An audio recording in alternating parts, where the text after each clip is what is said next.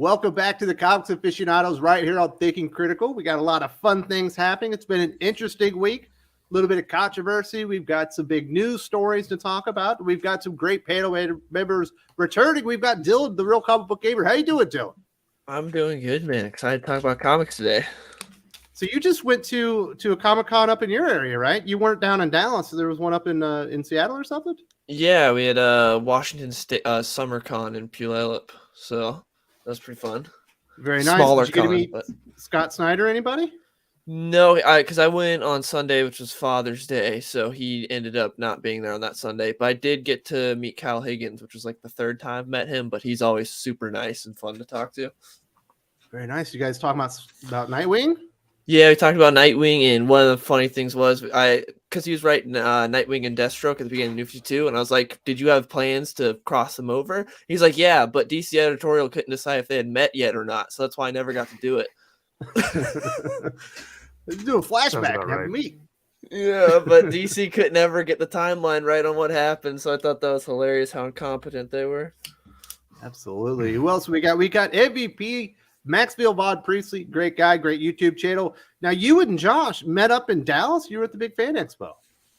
Yeah, I was. I had the pleasure of meeting like all kinds of people, the entire Merc and Comics Elite crew, the entire. Was Brett Booth there? Unfortunately, the Artists Elite crew was not all there, so Brett Booth wasn't there, unfortunately. But as far as like Drew, Murphy, Sean, all those guys were there. They were an incredible help. And then I even got to meet Aaron Sparrow and Joe Corallo, who are now editing for Merc Publishing. And it was really cool to just kind of hang out with them. We had a little bit of an aficionados panel on our own on Friday night there. So it was pretty fun to be with those guys and spend time with them in person. So, but yeah, great to be here again, Wes. Thanks for having me on and looking forward to talking comics. Absolutely. Who else? We got Gervais Dargan. How you doing, Gervais? I'm doing well. Wes doing well. Looking forward to having this little discussion today about my man Miles Morales. And as soon as I'm done, I'm going to go pick up What If Miles Morales #4, because apparently this is going to be the read of a lifetime. Oh, you didn't get to read that one yet? You might be. Oh no, man! Until you sent me this link for this aficionados thing, I didn't realize it was apparently this bad. So now I'm gonna have to go check out this train wreck for myself. Yeah, it's pretty. It's pretty out there. Now you're from Brooklyn originally, right? Oh, what the? I am from the Bronx, damn it! Manhattan. That is blasphemy to be saying I'm from Brooklyn. What's wrong with you, man? Are you serious? It's all the same, right? I've Oscar slapped people for less than that. I'm just saying. maybe Gervais and I won't meet up with Gervais at the next meetup. I won't get slapped. Yeah, probably not. You're saying he's from Brooklyn and he came into the green room while we're talking about fondling balls. So you know he's done for the day. Yes, I officially resigned from Comics Aficionados. I heard MVP gave really friendly hugs. a little bit too friendly. Unfortunately, Josh, Drew, Aaron, and Joe all had to witness that.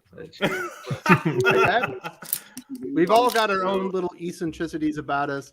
Who else we got? We got Josh McDonald. How you doing, Josh? I'm suddenly wondering.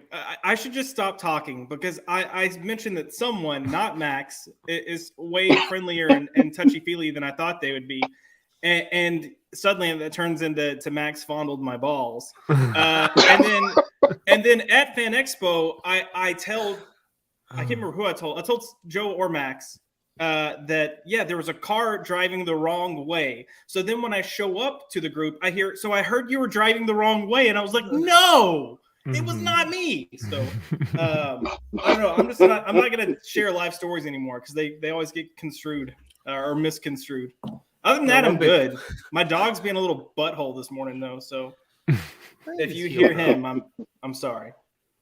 Very nice. So we've also got Doc returning to the panel. You took the week off. You went Hollywood. Yep. I gotta see Doc live and in person before this. He's got a mustache like Jordan White now, so he's being converted. Are you a yuppie? And I'm wearing a bow tie and I have a ukulele. Yeah. I got fucking appropriated or some shit. What is it? What is it that the Borg does to you? They assimilate. Yes, that's it. I got assimilated. Yep, that's. Did totally you find it. any good comic shops in LA? You know what? I did go to one shop out there. I picked up. I only had time to really hit one comic shop while I was up there. I think I hit. I don't remember what it was called. I think it was like Metropolis out in, I don't fucking remember where, California. Is that the one that's in Long Beach? It might be. Yeah. No. I don't think it's in Long Beach. It's no, I've been to the two shops that are over in Long Beach before. There's one called the Golden Apple Comics, and that's the one that Danny Warren Johnson showed up to for a signing. And that one's pretty. I've been to Golden Apple out there. It's not a bad shop. I went there a few years ago, and went back issue dieting. So yeah. Very nice. We do have a few super chats. We'll hit these before we get to the first topic. Roddy Boy Comics right here in the Philippines. Hello, everyone. Another great show for sure. You're damn right. We are going to bring it today. We've got all the great players here. We got some great topics, and we got somebody that is Brooklyn proud. We got Jermaine. Man, Talking about that. Bro. Lane Craver says Doc is right. Featuring Wes and the crew starts now. Yep. Nah, Doc is really even in the ballpark, let alone right. My goodness. Happy Steve. Good morning. All welcome to the Doc is Right show. Yep. Goddamn right. I can already tell it's going to be one of those shows. All right. Starting off right. Yeah, Callum Lyle, did you watch The Boys last night? No, I haven't watched any of. I haven't watched any of this season yet. Did you watch The Boys, Dylan? You're the only one that I can't see your head moving. No, I did not watch The Boys. Oh, sounds like it was a humdinger. We might have to check that one out. Then Lade says Doc has become Jordan White Comic Reviewer Edition. Absolutely. Yep. Shave the beard. He's got a little curl in his head now. Yep. Got the little like 5 head with a spit curl in the front, with a big bald spot in the back. Totally. Very nice. Probably has a chimichurri sauce on everything he eats now. What are those? I like chimichurri sauce. That's big shit. Gal Lyle says Star Wars is deader than Vita Ayala's IQ and Tom King's marriage. My goodness, he's always going for the heart there. Yeah. Oh Lord. You didn't enjoy Star Wars Kenobi there, Max? I have kind of had this, mourning for Star Wars since like 2015, 2017, and I've just watched it decline. And at this point, I just don't even know what it is anymore. So I just kind of... You noped out? I've noped out a while ago. It's just now it's like, okay, what else do I need to start noping out on? Is like, do I start noping out on Marvel stuff, DC stuff?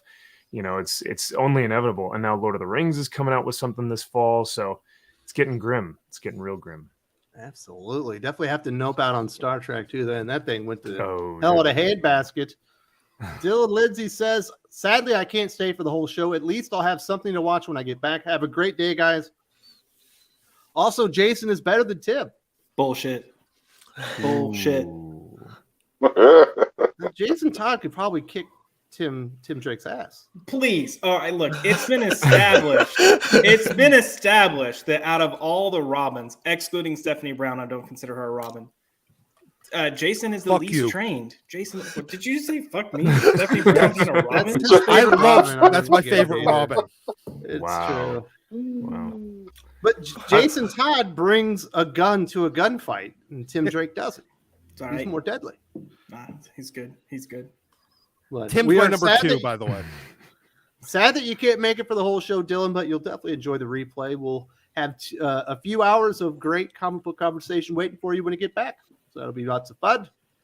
We got anything else up? Let's get right into it. Let's talk about the What If Miles Morales controversy. I kind of covered this when the comic book came out. I was surprised no one else was picking up on it because I I read the issue and I was kind of shocked. I was like, I can't believe this is what Marvel Comics really think about Miles Morales. And they really just distilled him down into this weird racial stereotype. It wasn't really what if Miles was Thor. I guess it was what if Asgard and Thor became Miles in Brooklyn. It was a strange take on it. Now, Jervain, you said you haven't read the comic book yet, but I'm sure you've seen some of the screenshots and things of that nature. Oh yeah, no, yeah. I started checking out the screenshots last night, and then I was like, oh, okay, now I get it.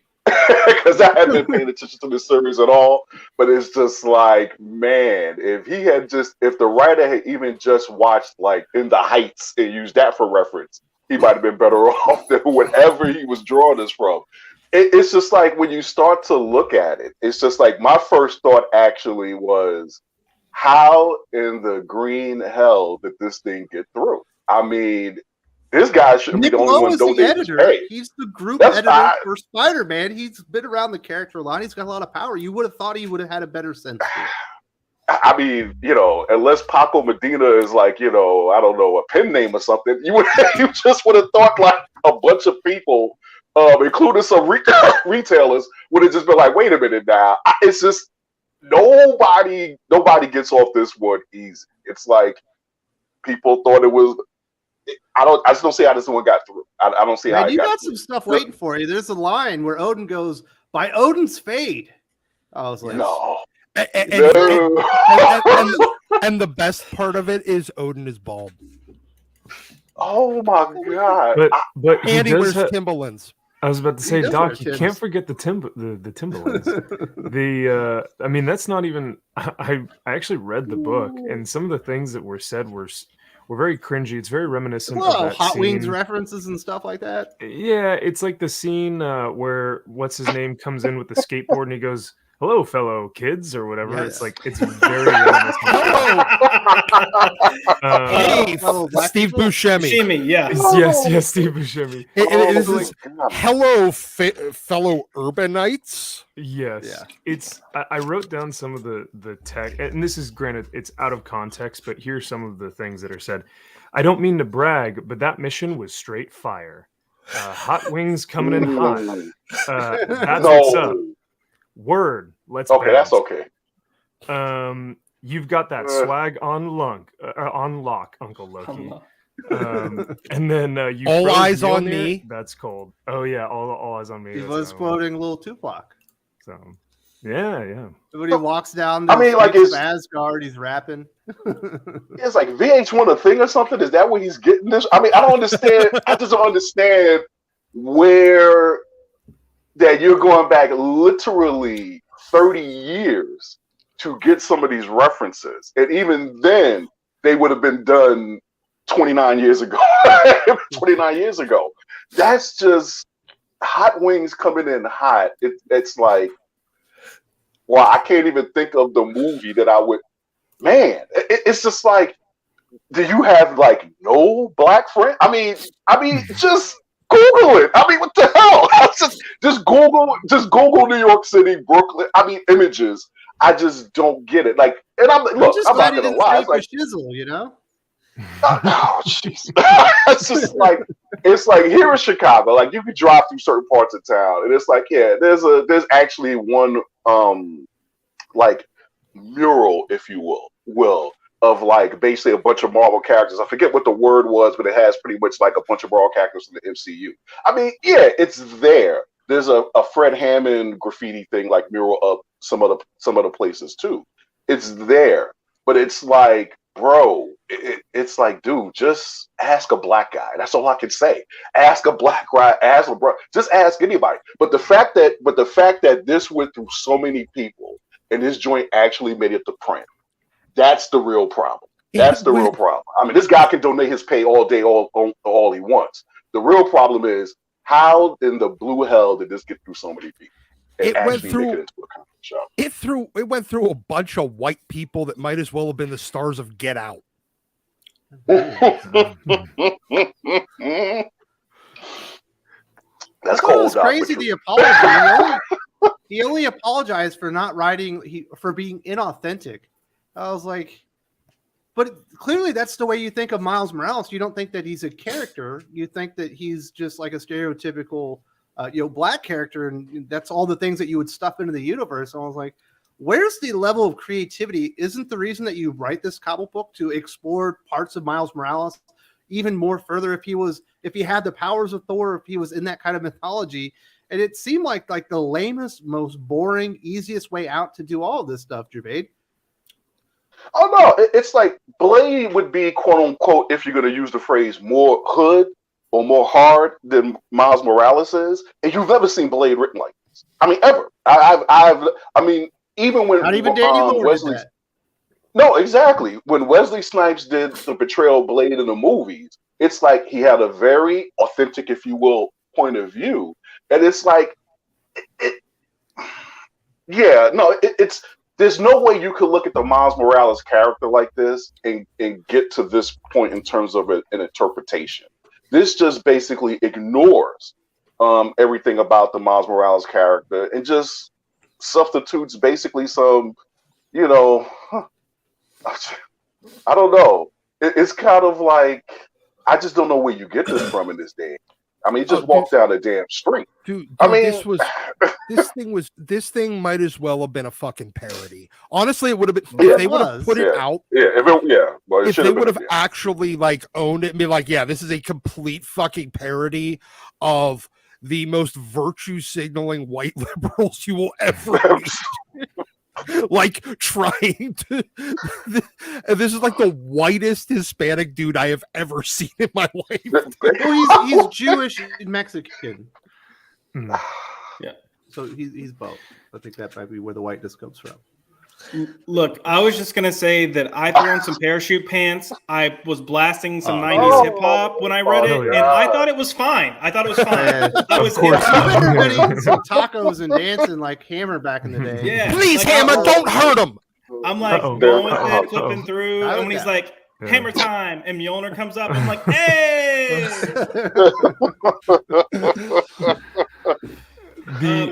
Man. I think Gervain's point is really the thing that's spot on. And Perch talked about this, so it's going to kind of echo what he said. But so many people are ragging the writer, but there's so many other people that deserve to be crapped on right now because they let this happen. They probably encouraged this to happen. If I'm being honest, I'm assuming that the editors came up with a story and then he wrote it for them. 100%. And I'm sure they were like, hey, what if we took a 90s hip hop slant with this? And I'm willing to bet they are the main reason. It's like, look, the dude clearly isn't the best writer, but I think they definitely deserve more faults in this. He deserves a bonus for it by Odin's Fade, though, because that was a good line. In fairness, I read his bits and pieces of his YA urban kid work, and it's actually somehow fucking worse.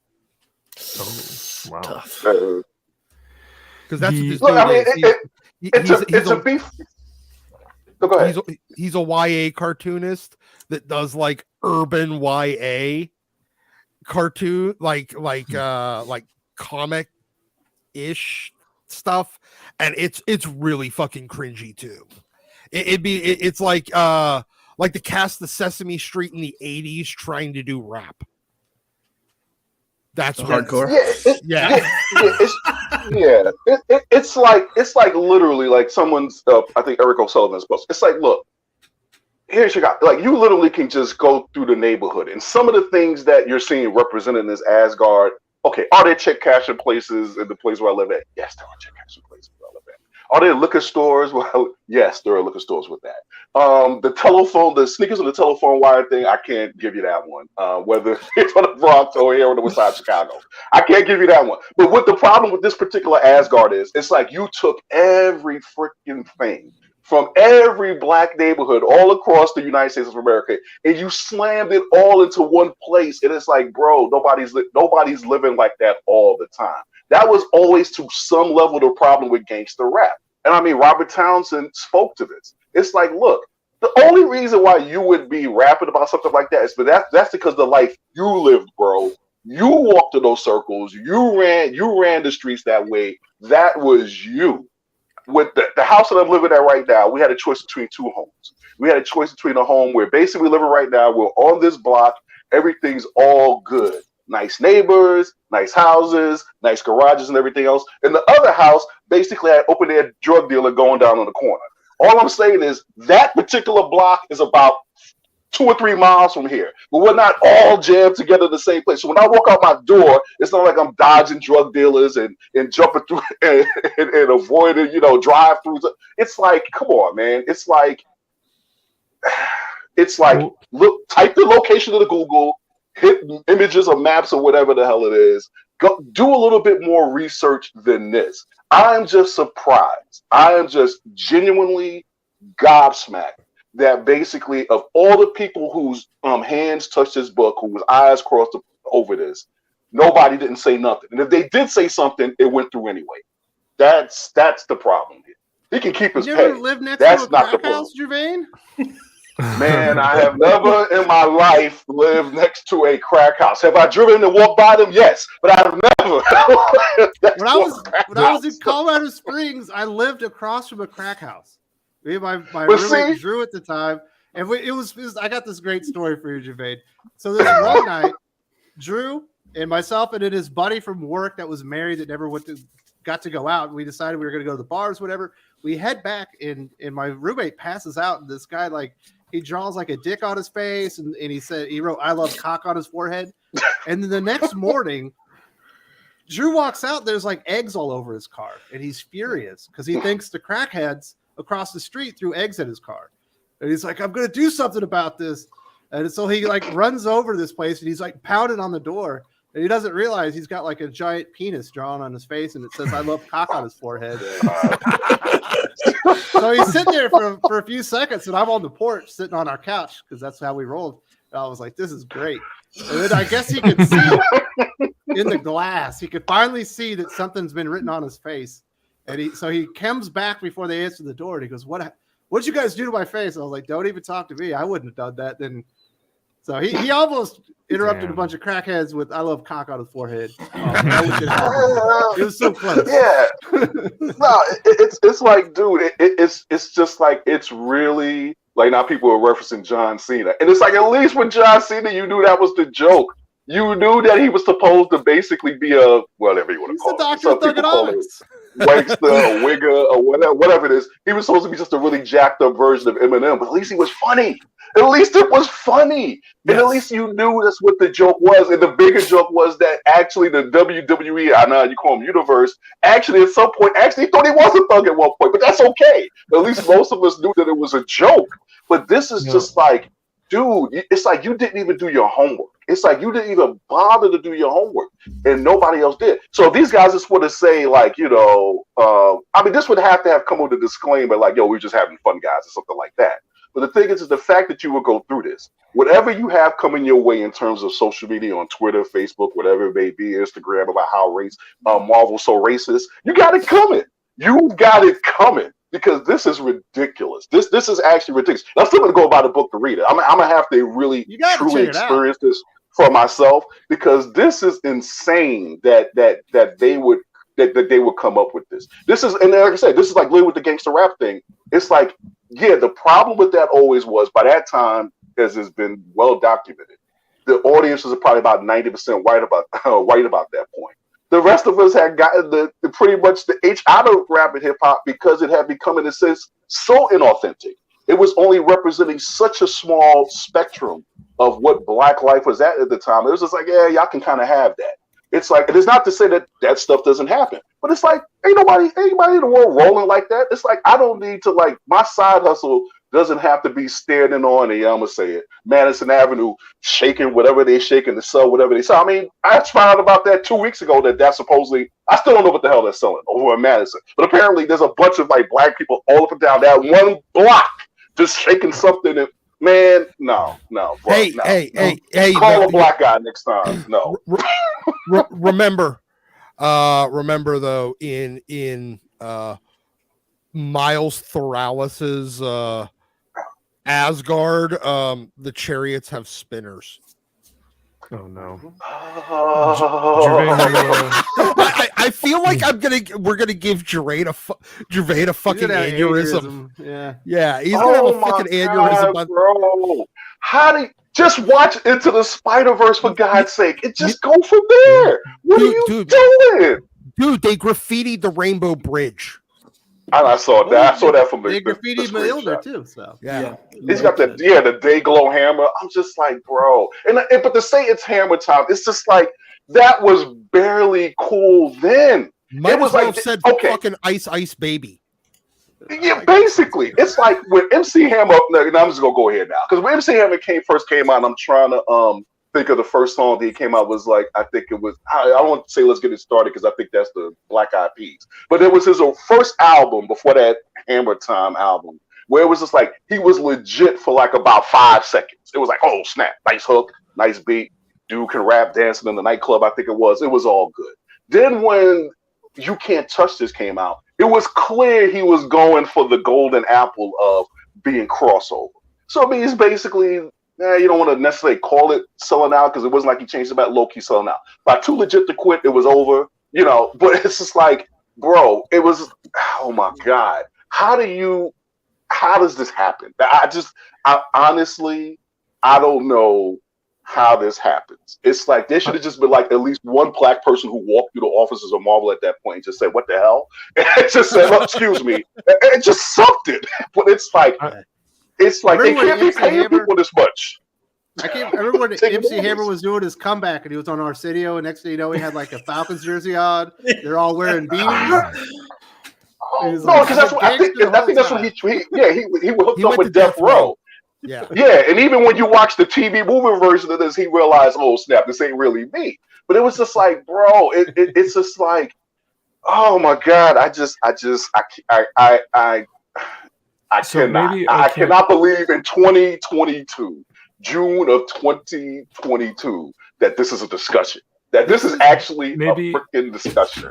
Maybe I can't speak to this, because I haven't lived that life or been in that area. However, if you guys know the channel Mark with a C, he's an incredible channel, and he spoke on this topic. And one of the things that I really resonated with him talking about was kind of what you were saying, Gervain, is the fact that this is going to be dangerous to Black readers, white readers, Hispanic readers, because it's so stereotypical that the creative mind has nowhere to go other than, oh, well, Miles Morales is Black and Hispanic. That means he's from Brooklyn, right? And it pigeonholes you. It pigeonholes you into this viewpoint of just like, oh, well, I guess all Black people or Hispanic people talk this way or have this viewpoint or live in this, and it's so detrimental to those young minds because, like Mark was saying in that video, whatever race you are and you're reading this, your creativity is so stagnated by the writers and mainly the editors, because let's be real, like we were saying earlier, it's the editors.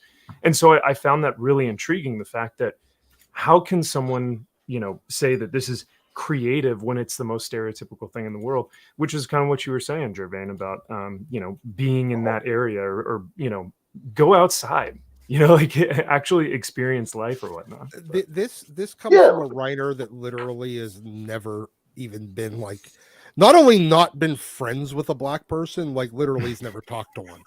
The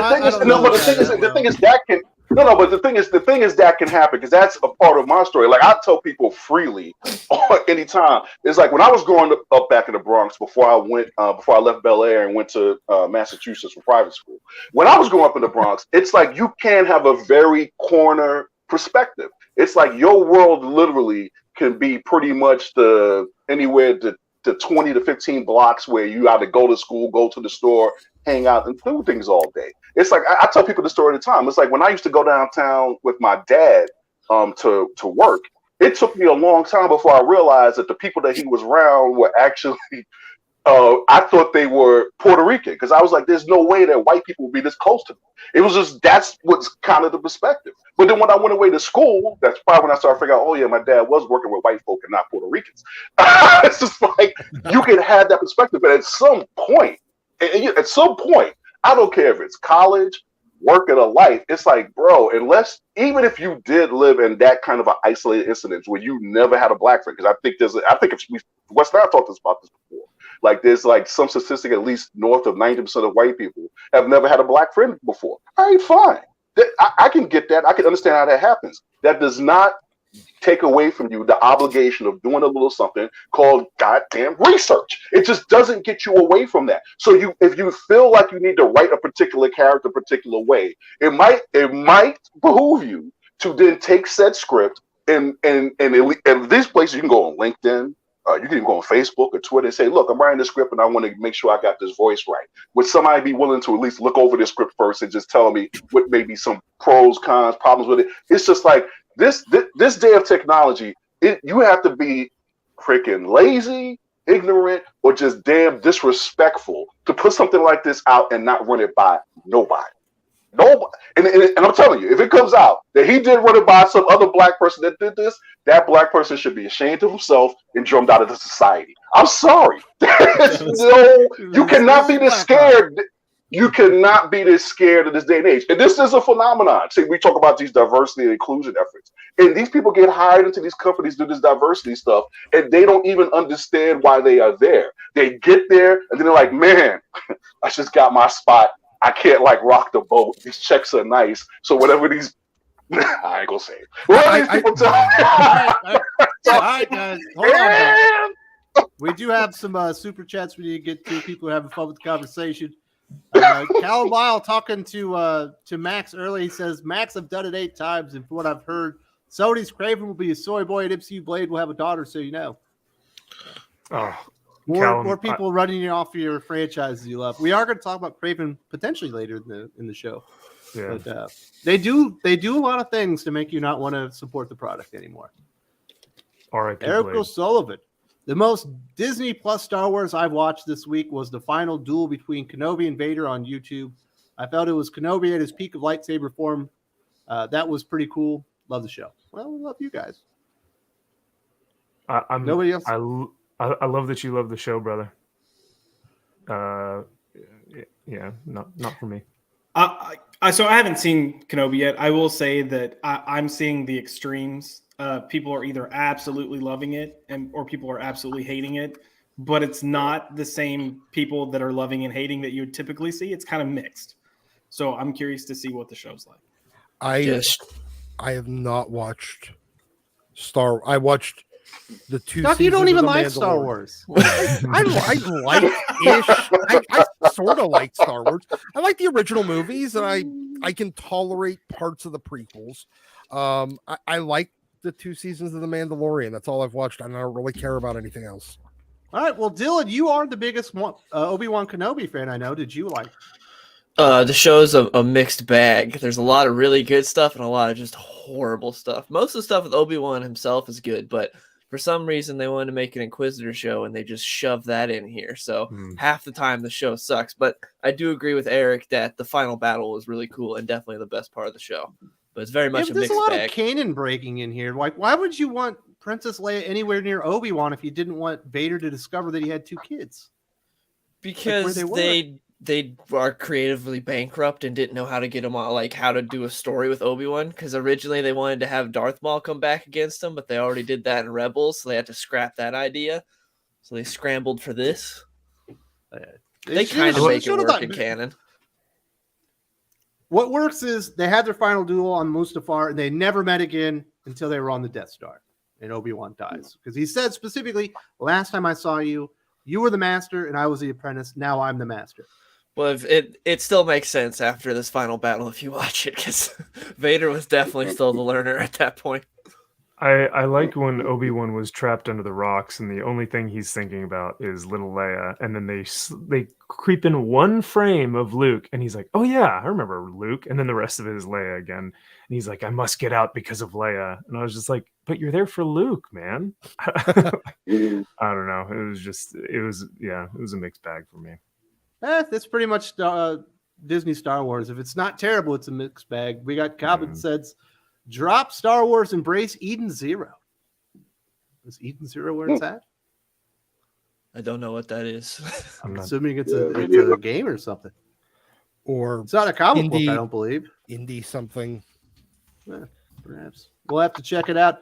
Phantom of the Night. By Odin's Fade is my new catchphase. By Odin's Fade should be everyone's new catchphrase because that's the best line of the comic book. Solid. Oh, Can you man. imagine Gervain sitting on on the foot of his porch with his Timbs on saying by Odin's Fade?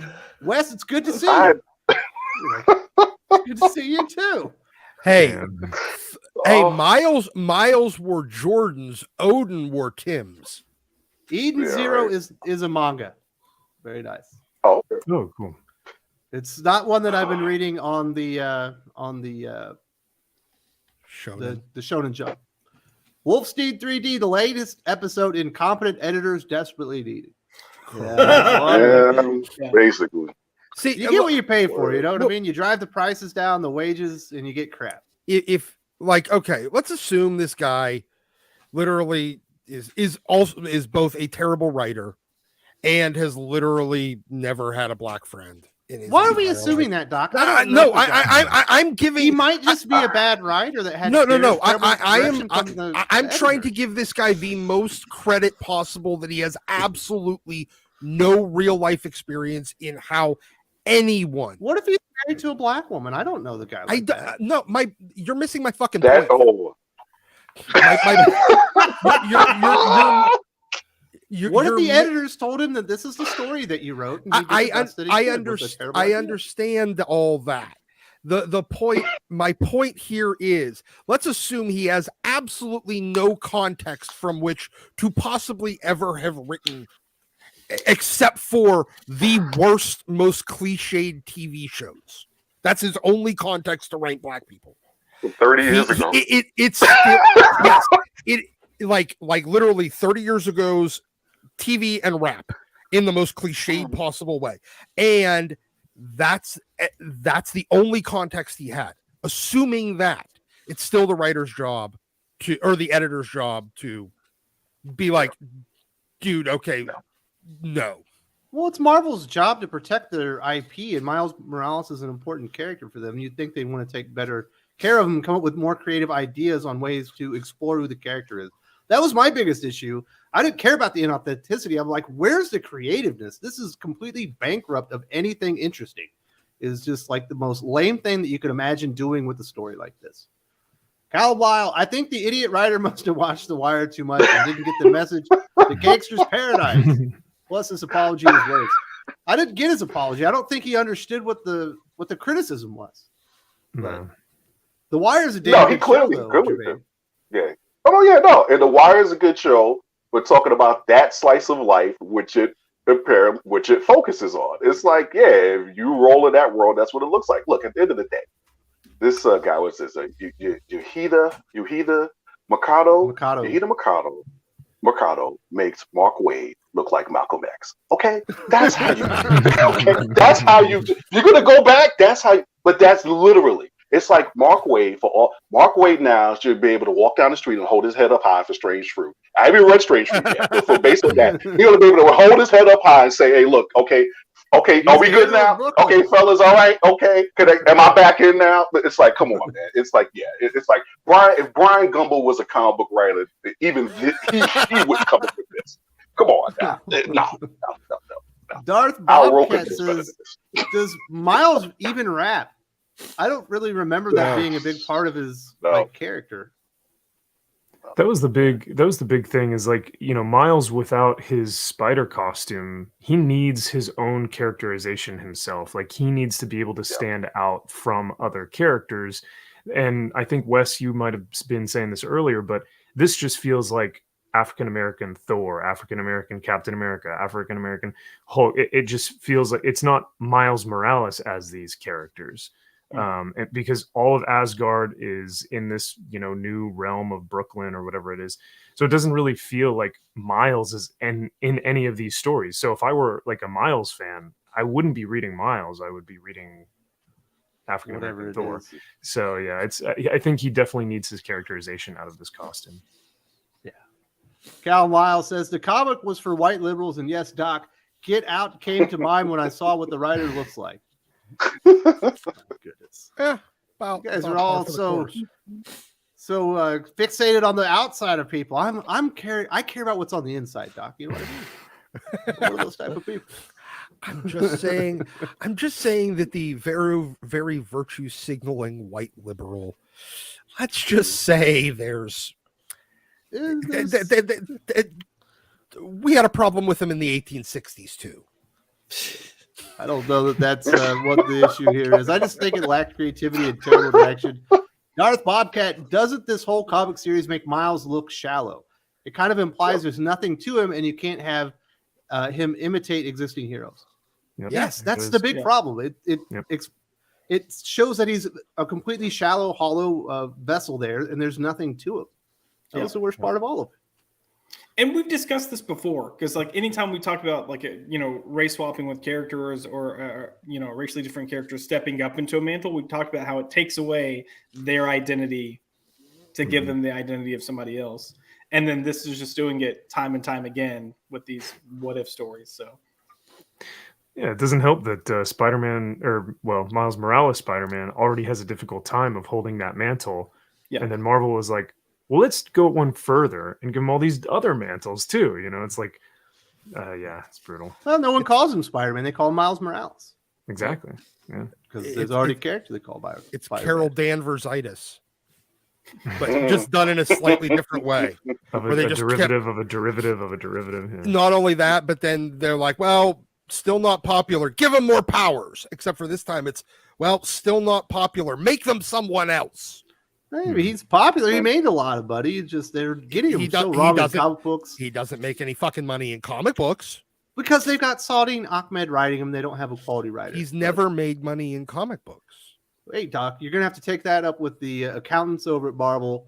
I imagine they've made a little bit of money here and there. Eric O'Sullivan says, sneakers up on the power lines is a marketing of territoriality, meaning that the shoes were taken from someone and thrown up there, usually involving a bully and a victim. FYI, solely from the Southie projects. Is that what the shoes mean? So it means something different here. So that is not what it means here. It meant something different in the military as well. So yeah. So for here, shoes on power lines means that they're selling drugs, and the color of the shoes depicts a certain type of drug. So that's what it means here, and that's like. What about when they change drugs? Do they have to get a ladder out and cut the shoes down, or they paint them? They normally sell more than one type of drugs. Yeah. What does that mean? You have different types of shoes up there? What if there's a combo? Well, then tie two shoes together. Look, it's not uncommon that you see some like black shoes and some red shoes, and then like 2 blocks over, you'll see some white shoes. You also, in other areas, it stands for what gang is. I'm not kidding. It stands for what gang is in charge. I was laughing because Eric went back in the comments and said, "Y'all have boots down there, Josh." So, boots hanging from power see those cowboy boots on that power line? That means this is bad territory. If you see some brown cowboy boots, we're selling cows. If you see some white ones, we're selling goats. Oh, my goodness. So what did the sneaker thing mean in the military, Max? Once they got their DD-214, my boys took their combat boots and threw those things up on those wires and got the hell off that base. Yeah, Figma. So they once they were done with their contract, they threw those boots up as a sign of I'm done with this place, and they left. So you'd always see them around the barracks, because when those dudes left, you'd see all their boots. So no drugs going on in the barracks. Never. That would never happen. Man, I want a comic book with some cowboy boots hanging up from a line. Yeah. I'll make it. What kind of livestock you dealing here? Goat. That's what I'm talking about. Mr. Jayhound, thank you so much for supporting the channel. I really appreciate that. Common Sense says Mr. Mercado did the same what Jason Aaron did with Conan. I saw a purchase video. I believe Marvel editors should apologize as well. It's the editor's idea. They read comics and approved it. Take responsibility. They really did hang him out to dry here, Dylan. It's kind of shameful. If you know that you were a part of the creativity and you see the backlash that the writer's getting, you shouldn't just let him eat it himself, especially when you're the decision maker. Yeah, but then they'd have to take responsibility, and no one at Marvel wants to do that. You want to be an adult. Yeah. Which is ironic for Spider-Man to have great responsibility. We're saying this now because I think we're finding this so egregious and like, we're shocked, like, how the hell did this get passed? But the reality is this is happening with comics every single month, that we're looking at stuff going like, this is terrible, like F Tom King, F this person, F, whoever. And really, it was the editor's decision. And we always ask, like, oh, how do these shit writers keep getting jobs? Probably because half the stuff we're mad at them about was not them. Like, I've had so many conversations with writers where we've talked, and I'm the type of person that if I don't like something, I'm going to say it. And I think there's a good way to say that in someone's face and a bad way to say that to someone's face. So I'm respectful in saying, like, I didn't really care for this, but I loved A, B, and C. And I've had so many writers come back and say, yeah, so what you didn't like, 100%, that was not me. I didn't even write those lines. So just know, like, definitely heard a lot of stories about dialogues being changed. All the time. So very interesting stuff. I've been highlighting the names of the editors more in my videos. Be like, like you need to take responsibility for this kind of stuff. I'm sorry I interrupted there, MVP. No, you're totally fine. I was just going to say same thing with media and entertainment right now. I mean, look at all the films that have been trashed or canned or whatnot due to editorial, or a lot of producers are saying they want their hands more involved in these projects, and they, the creators can't do what their first, creative outlet was. But very good. Cal Miles says, I'm amazed you didn't say, come over, my hammer, can you dig it all? Dig it, y'all. I'm amazed Quads didn't write this best. I think Quads is actually pretty successful with what he's doing over at Black Mass with his Black Universe, and then he had that white follow-up. So I think he's actually doing pretty good over there. He probably doesn't have time for Marvel. But yeah, there's a lot of just terrible dialogue. It's such a good read, man. Jermaine, you're gonna love it. I can see you like. Oh no, I'm actually intrigued now. I'm actually intrigued. I might actually buy a few copies, or see if I can buy a few copies and hand it out to some friends and just say, look, y'all, we haven't come a long way, baby. No, we have not come along. Oh my God, it's like really, it's like it's. I actually can't go on for days and days about this, but it's just like the by Odin's Fade. It's like I was trying. Why is that line like resonate with me? And I'm like, oh yeah, that's right. Galaxy Quest by Gripthar's Hammer. And I'm like, it's just like, but at least I knew that was a joke. It was just like, oh my, this is a. I can't say that this is a travesty, but I will say that this is just like, as someone earlier said in the chat, it's like this is the reason why you could actually say, look, if this character is black and you're not black, you're not writing or touching this. But the only reason why that argument doesn't hold up is because, as we've just been saying, the cone of responsibility for this is so huge, so widespread, it's so all-encompassing that it's just like, at a certain level, you almost have to take this personal. It's just like you're trying to tell me that somebody deliberately meant to do this. Like, this wasn't even like, I mean, this guy Mercado would have to be like 10 to write this joint. I mean, and even then, that would be insulting a 10-year-old's intelligence. It's just like, this is really beyond the pale. This is beyond the pale. And I feel sorry for the dude, because I mean, clearly everyone else around him has realized how much they effed up on this one, and they are going to stay as far away from this as they possibly can.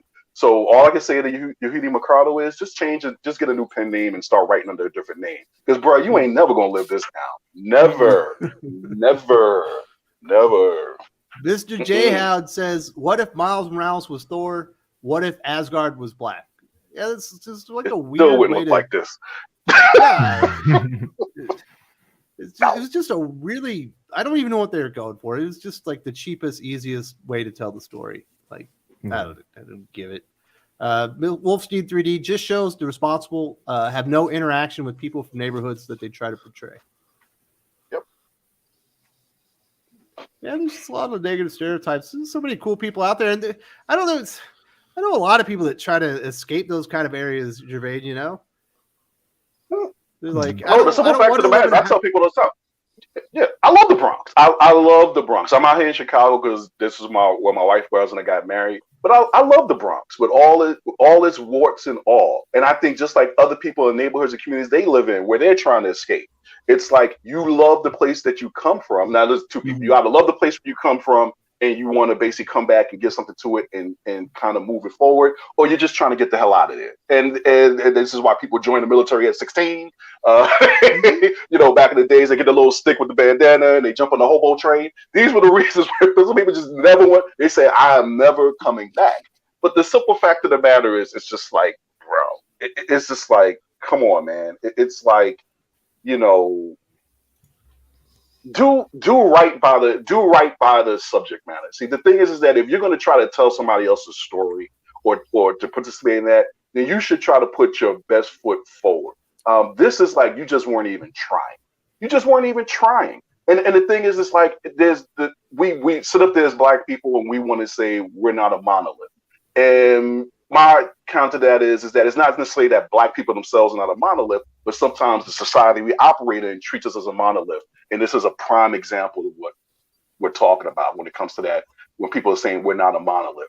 This is a joke. This is a literal joke that you would take. And some of these stereotypes, I don't even necessarily consider negative. I don't consider graffiti a negative stereotype, but it's the fact that you would take, when you think about the totality of Black people, and then you come up with an amalgam that looks like this, it's just like, bro, are you serious? Are you serious with this nonsense? It's just like, get the hell out of here with this. It's like, Marvel called me. Apparently you need a better diversity officer, whatever it is that you have right now. I'm available, because whoever is responsible for this nonsense just needs to be drawn and quartered. That's it. Drawn and quartered. Not symbolically, not drawn. Really. Galileo says there's a YouTuber called Trey Michael. You should invite him. He loves comics and isn't afraid to speak out.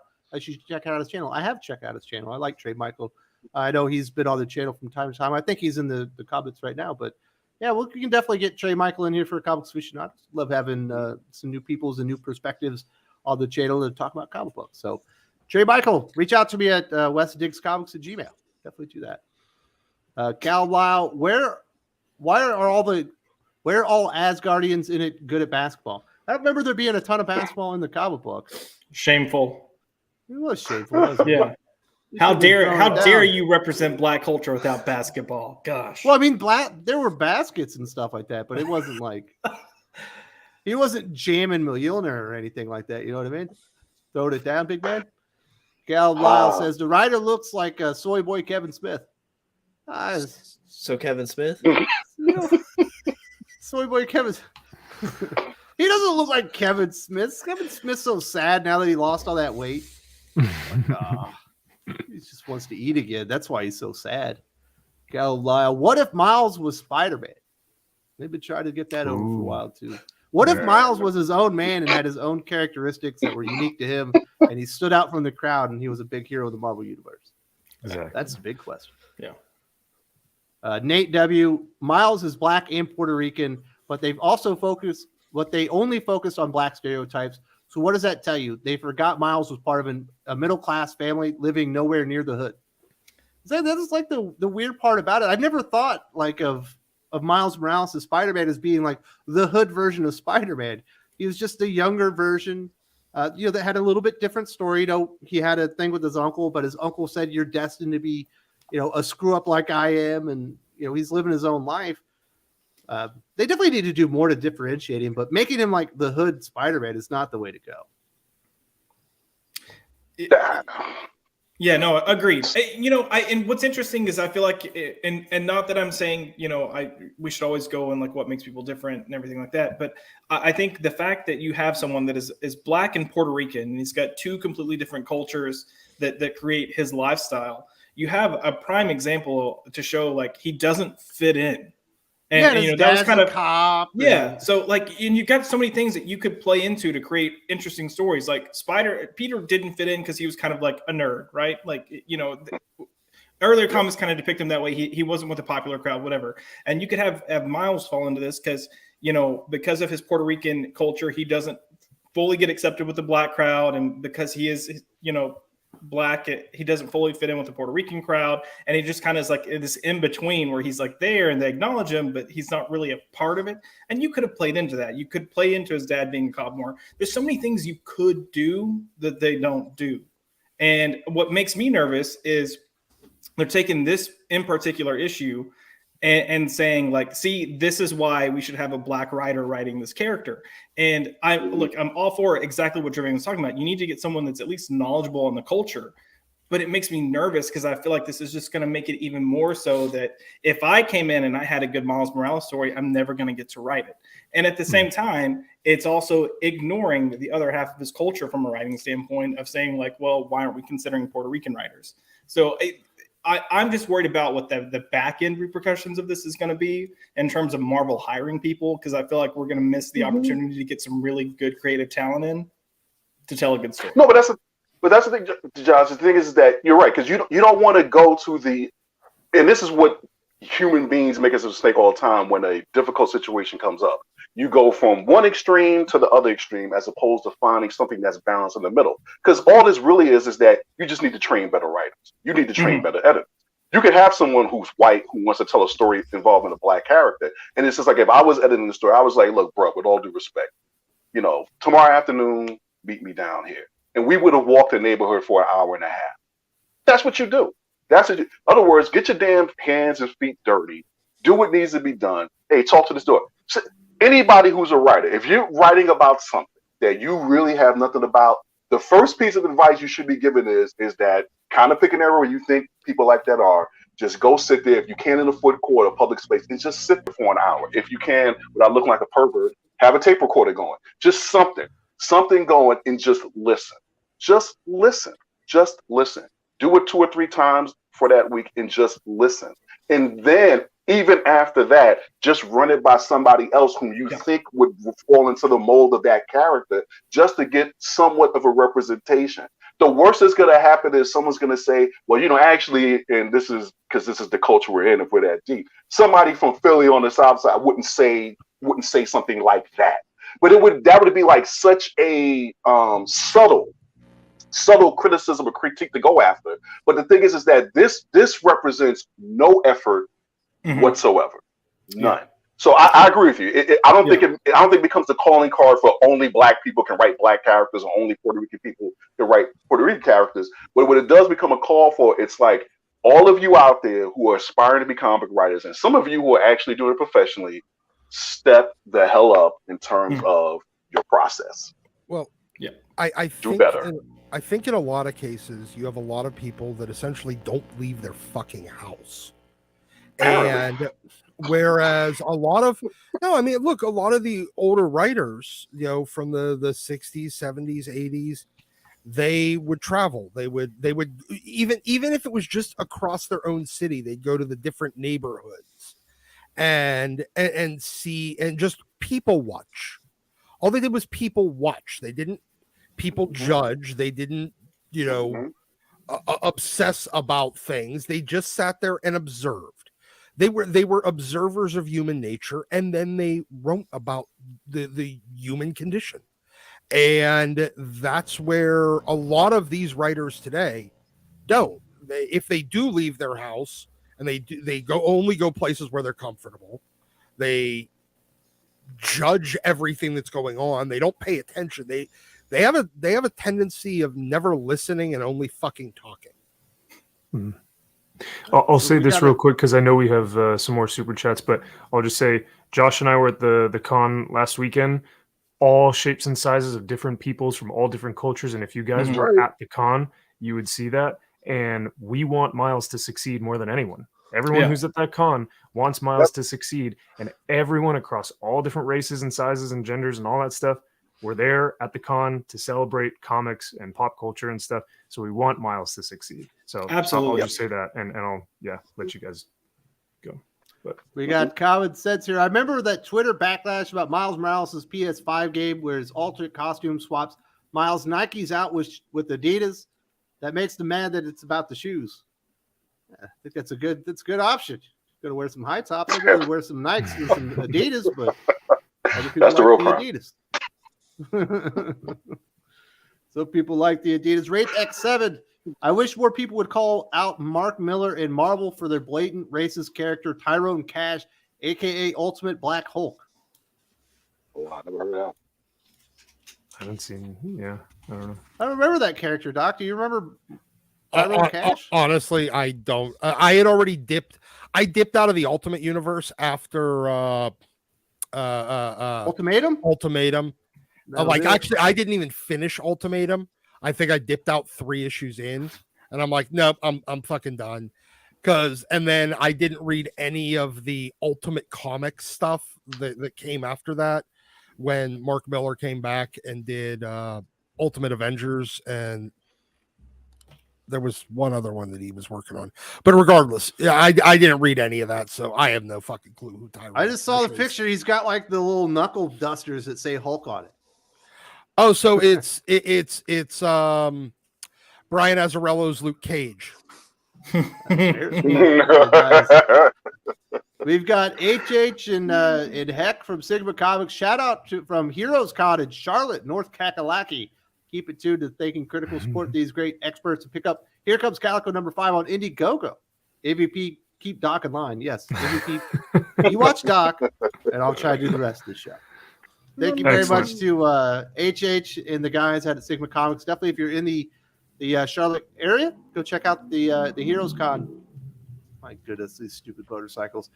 See if you can go meet the guys. Get you a copy, and definitely go check out Here Comes Calico on Indiegogo. Now that the Kickstarter's over, rate that X7. A special shout out to comic book creator Michael Davis for being the only creator brave enough to call Tyrone Cash character a racist stereotype. Very nice. Hey, look. I'll just say this: there's a black mega preacher. His name is Creflo Dollar. I'm still convinced to this day that's a made up. I'm just convinced. I say, and it's unfortunate. If his last name genuinely is actually Dollar, it's just like, I mean, Pastor Dollar, Reverend Dollar, Bishop Dollar. I mean, it's just unfortunate, but I'm still convinced to this day that name is made up. But if it isn't, it's like, yeah, that's the only way that you would get away with calling somebody Tyrone Cash. So just leave it at that. I still believe Creflo Dollar is literally just a cartoon character.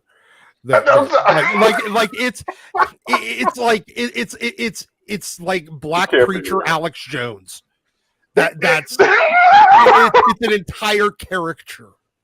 Everybody's got to have their thing that they do to make some money. We got bit. Rami Salami. That's a damn good name.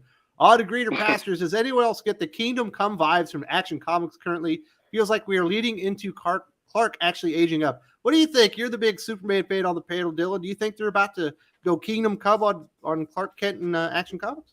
Maybe a little bit, I guess, just because like the gray streak in his hair from the depowering and everything. But I don't get too big a Kingdom Come vibes. But Action Comics is amazing right now, and anyone who's in this stream that's not reading it should be reading it. It's the best book at DC. Yes. Clark Kent is about to return to Earth. We shall see. Rate X7. FYI, Puerto Ricans are black. A lot of Puerto Ricans are black, but they are classified a little differently. As in, you have African Americans, and you have like Latin-born blacks, where you get a lot from Puerto Rico. You also get them a lot from South America. A lot of Puerto Ricans aren't black too; they're white. Yeah. So Yes. I mean, it's literally runs the whole fucking gamut. Yeah. Yeah, Exactly. it does. What do you think about that Gervais? You're married to your wife isn't Puerto Rican, is she? Never mind.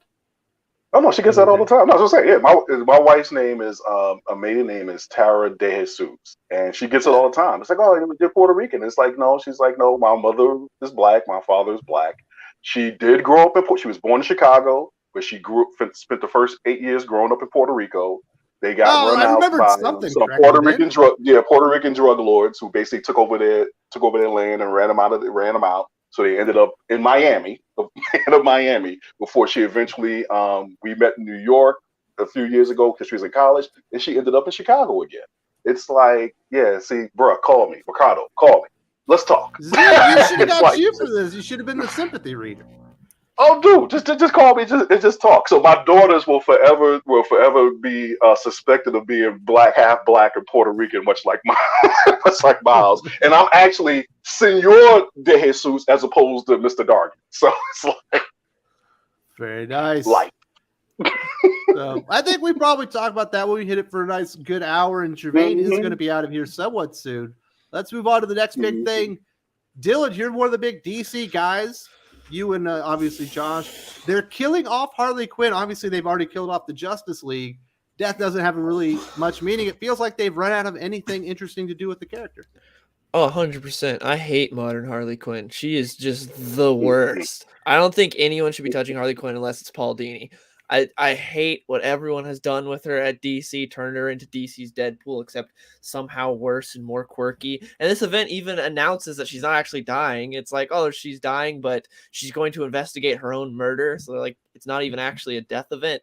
It's just another way to sell more comics, but I don't know anyone that's actually going to pick this up for that. I wish they actually would kill her, because I just hate everything they've done with her, and that could potentially be interesting. And also making her an anti-hero is just horrible. Not everyone needs to be a good guy, especially the horrible thing she's already done. Like, she's not one of these, she did one bad thing and she's redeemable. It's like she did a lot of bad things or is responsible for the deaths of a lot of people.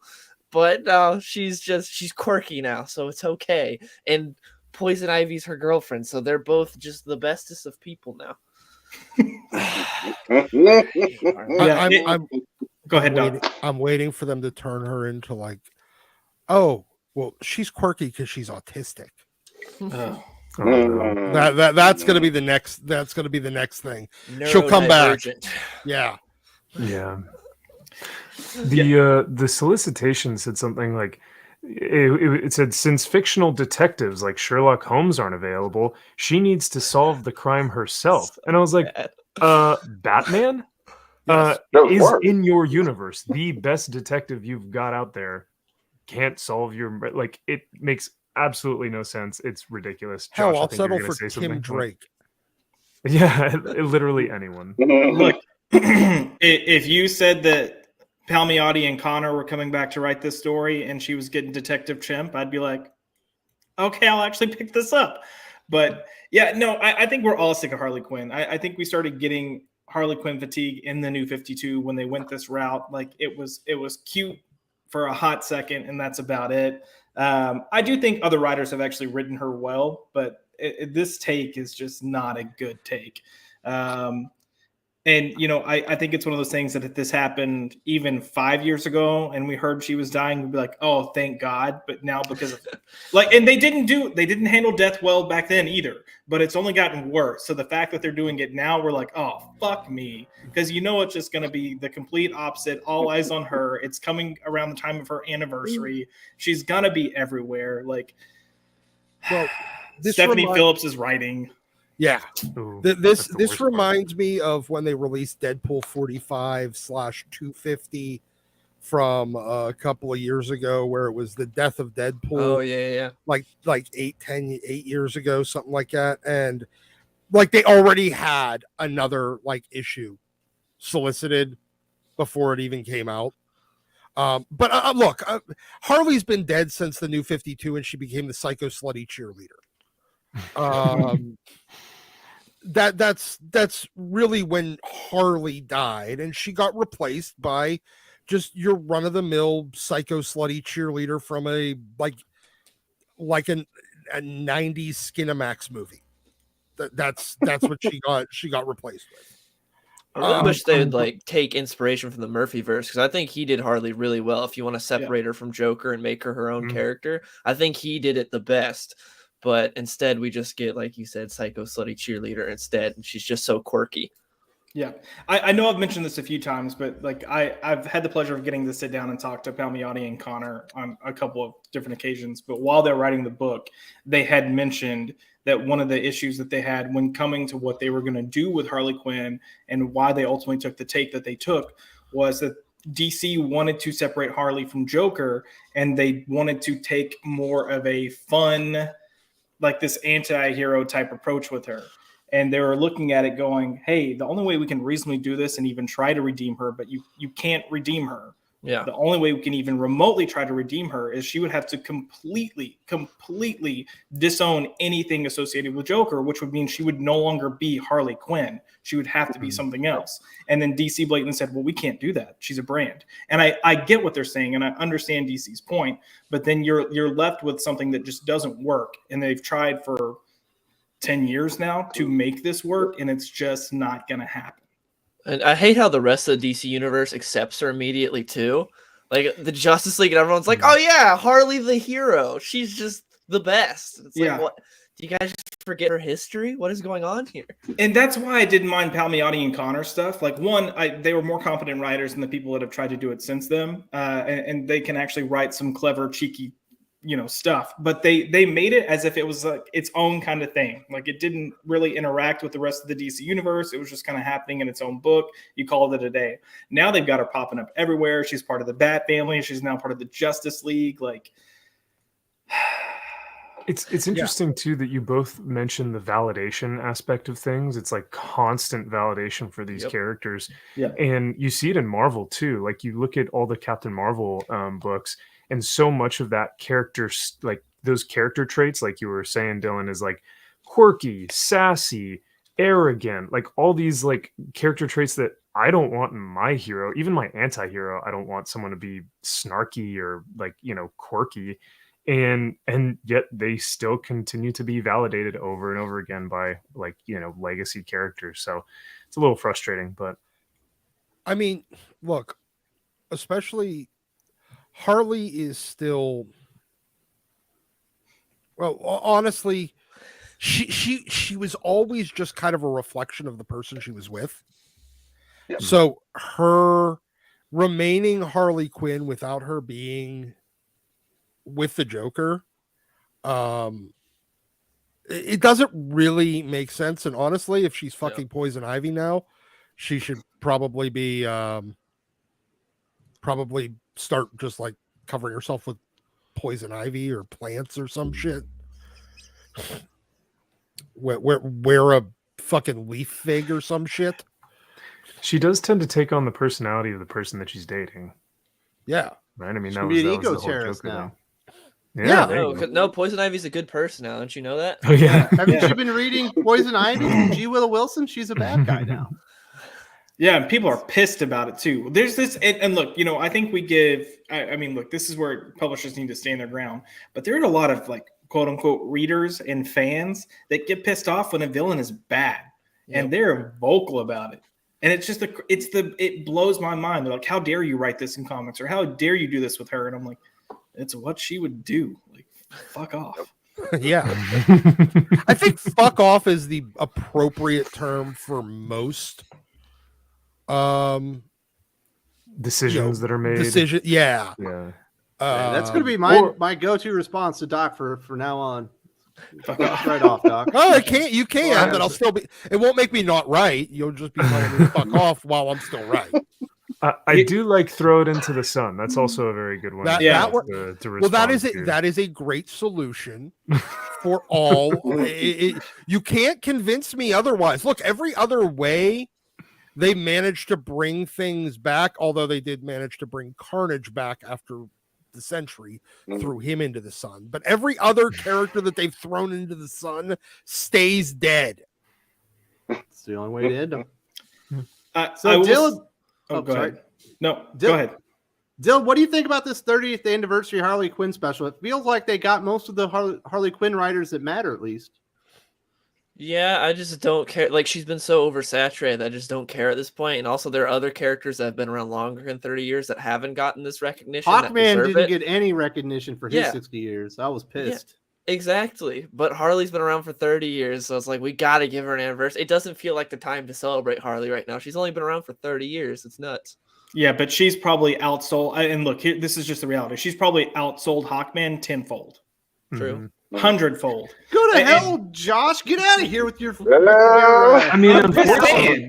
Hey, it's a business, and your job is to make money. And if you have a character that's having merchandise sales like this, of course you're gonna milk it. You guys know Punch. Go ahead. Oh, go ahead. Sorry. Do we know about Punchline? Do we know if Punchline did similarly to Harley? Because like when she was first announced, everyone was like, "Oh my god, Punchline, a new Harley Quinn type character." But like, did she sell at all? Or No, Punchline fell off really fast. Okay. And I think it's partially because she got hype at first because it was honestly a great design. It was a good looking character. Mhm. And then that ended up being all that she was. And then they Right. put Backup stories in the Joker. yeah, gosh, what's her name? Sam something. Sam Johns, yeah. Yeah. So James Tynan's girlfriend, they put on the book writing, and she's on the par of Vita Ayala and Stephanie Phillips. Actually, they might be better than her. So Oh no.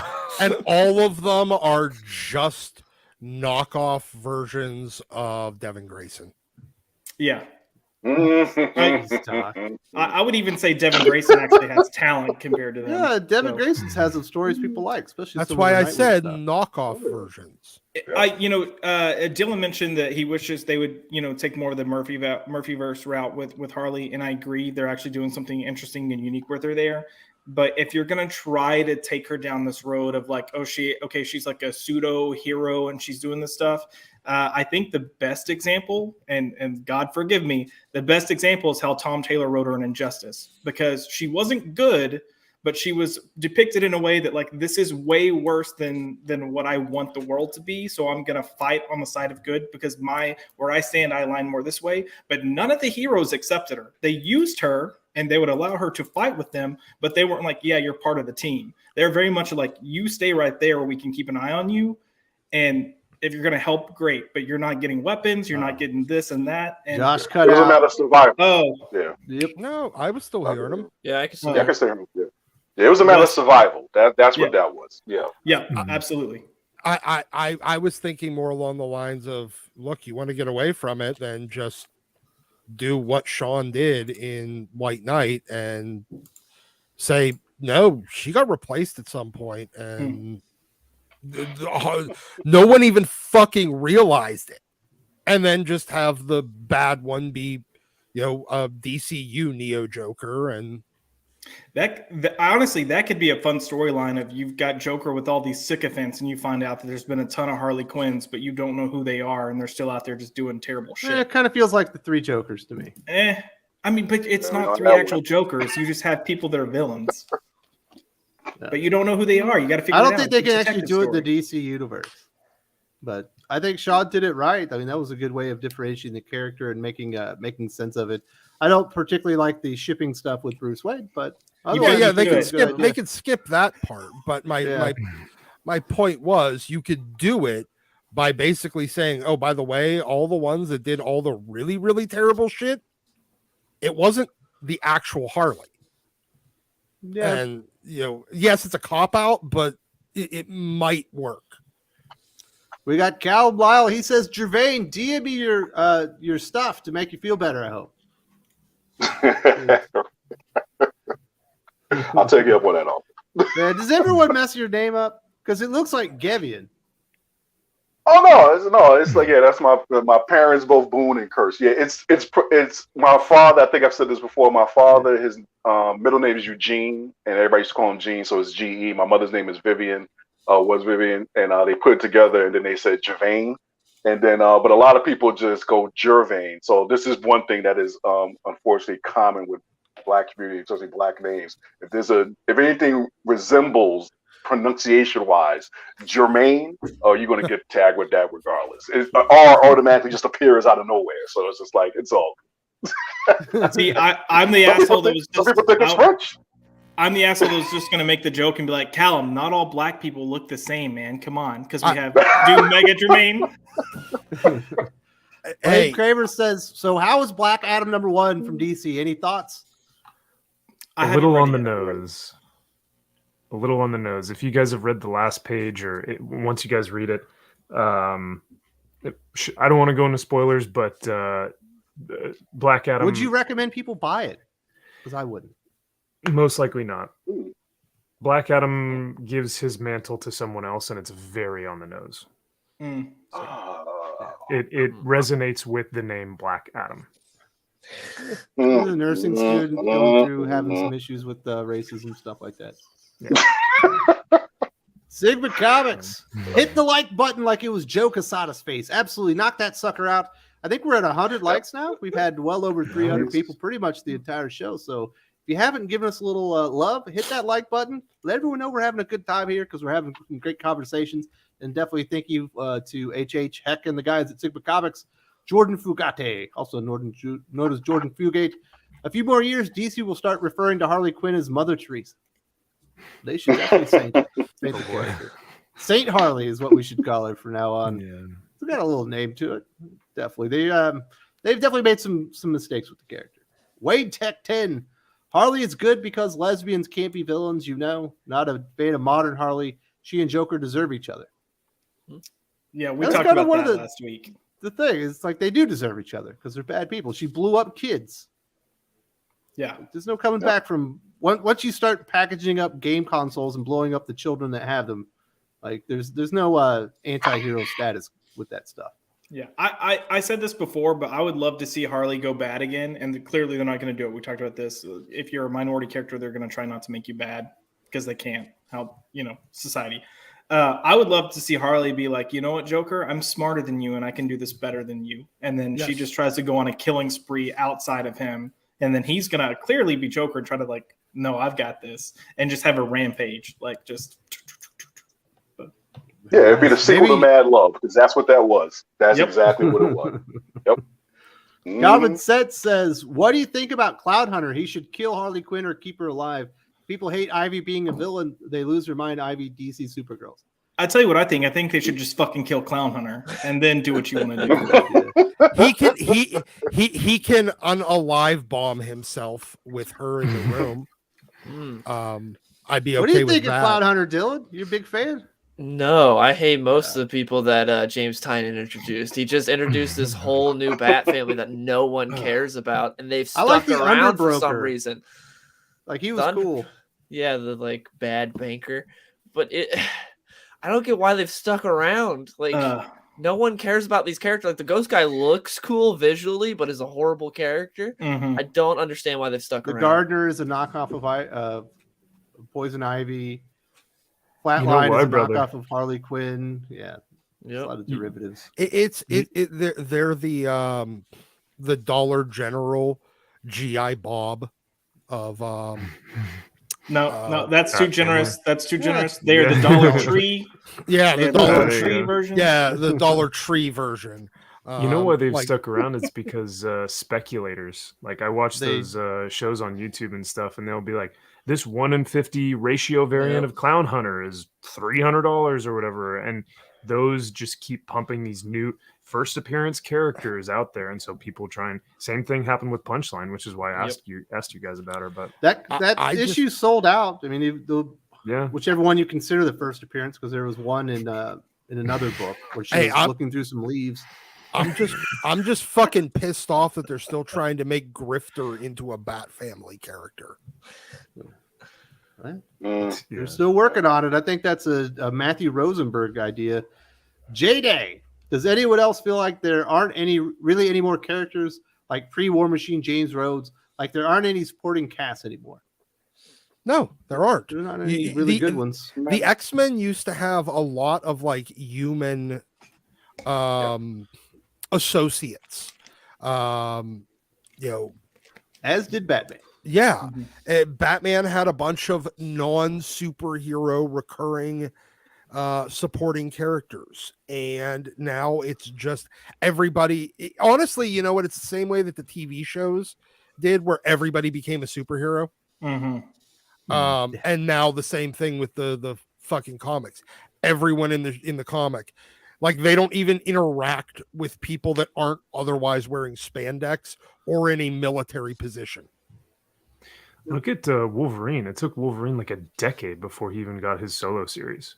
You know what I mean? Like, characters like that were in the background, people loved, and it took forever to actually get their own solo series because, you run the gamble or you run the risk of potentially them not doing well. But now everyone is a hero and a main character in their own story. Yeah. Did you see that X-Men Legends from Roy No. Thomas is going to be connecting Incredible Hulk 182 and Giant Size X-Men #1 with Wolverine? Okay, I'm down with that. Oh yes, I'm going to be reading that one. I'm actually quite excited. Dave Walker on art, so it's got a You pretty have my damn good team on it. attention. Yeah. That one's coming out in September. Definitely put it on your pull list. We got Common Sense. New 52's Joker's daughter fell off too. She was last seen in Red Hood Outlaw after the Joker War. Heard she's in Gotham City's CW show. Those are your three Jokers. Yeah, I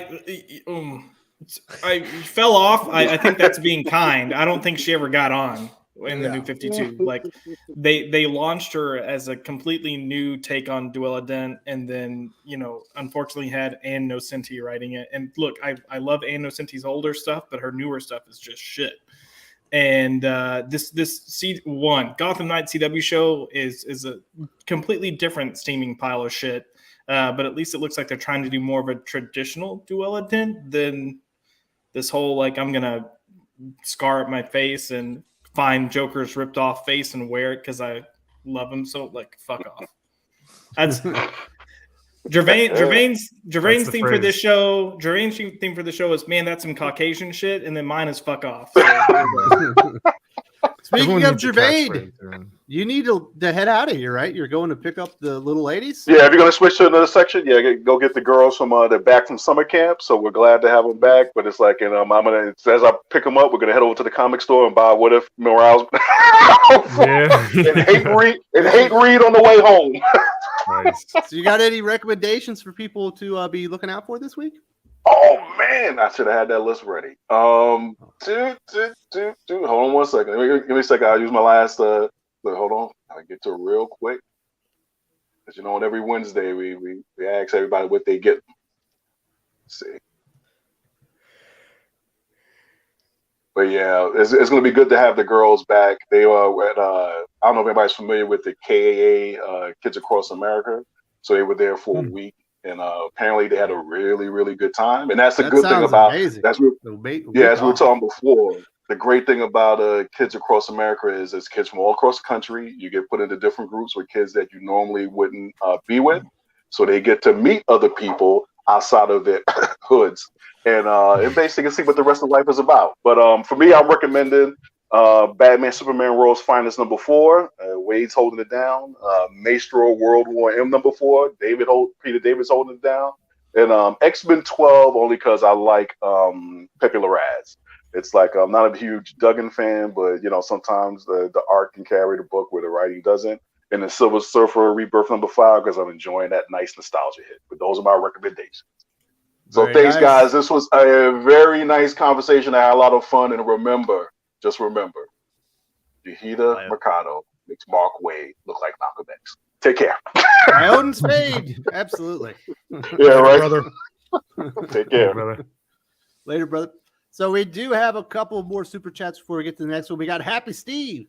In Death of the Family, they hinted that there were lots of Harleys and Jokers, mocked her that she was not special.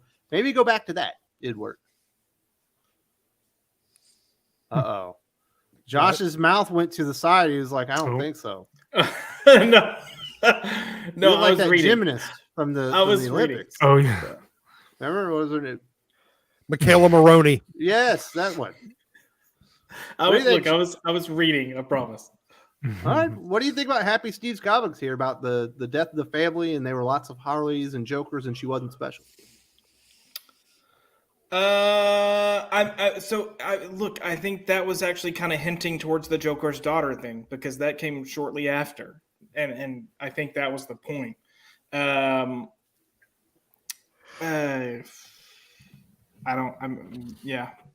was done terribly. I think, I'm just gonna say, I mentioned earlier. I think it could be interesting if you find out that he had a lot of sycophants that did stuff for him. Sure.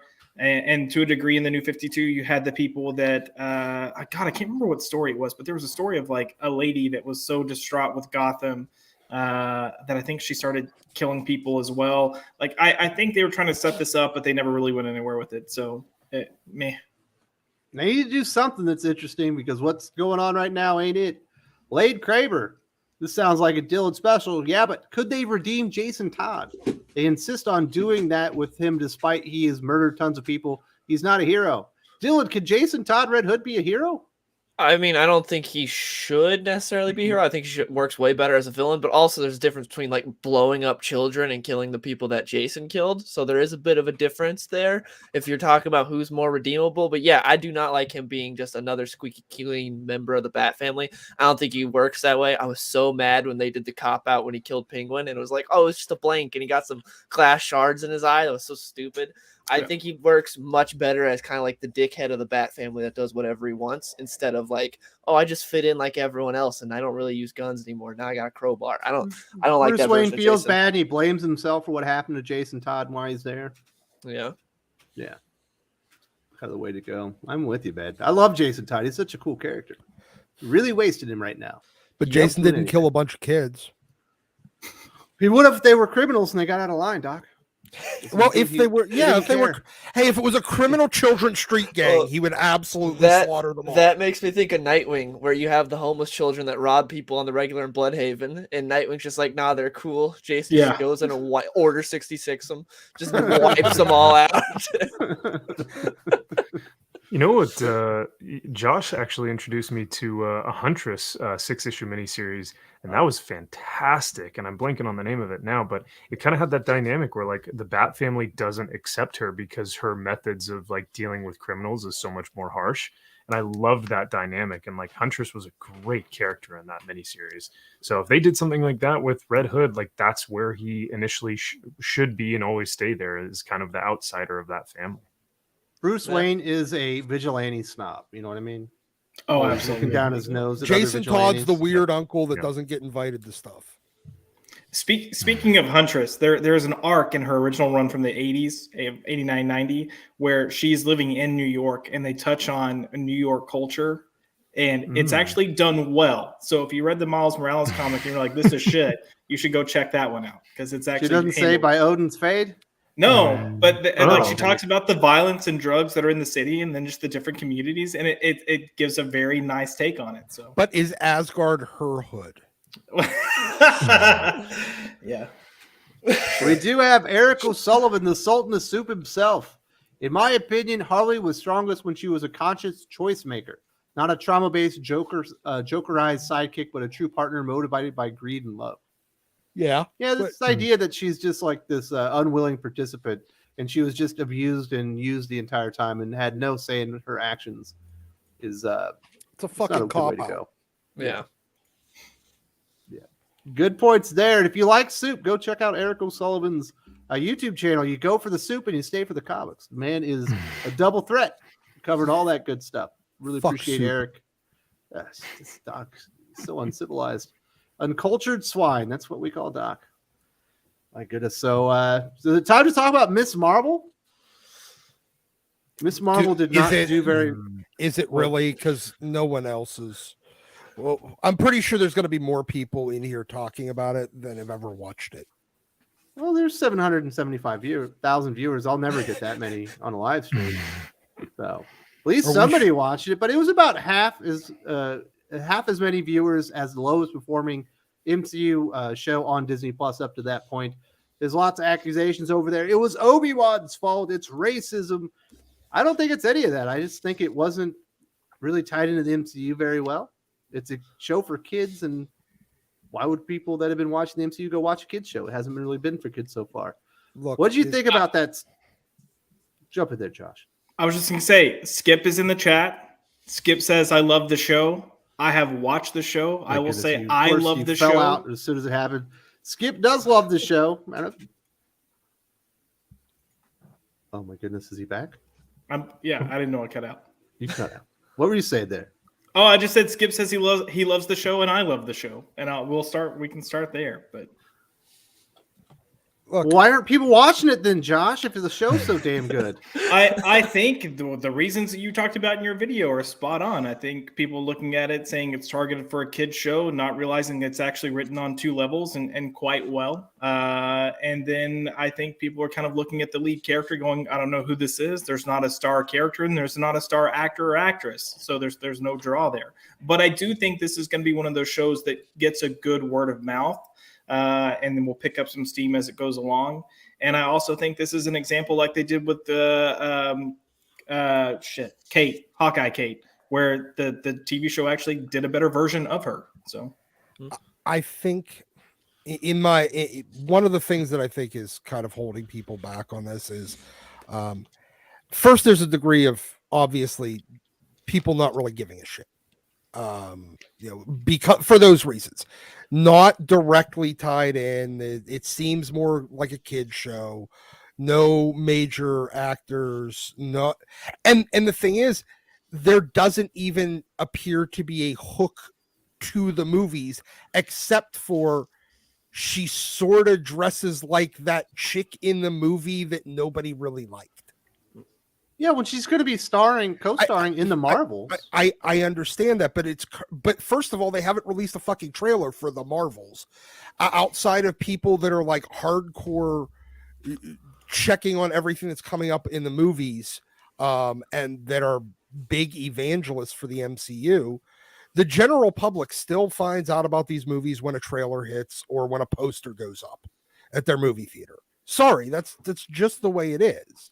They're not caring about the Hall F panels at Comic-Con. Some of them do, but some of them don't. The vast majority of people, the Hall H, Hall F, haul my fucking balls off your chin. I don't care.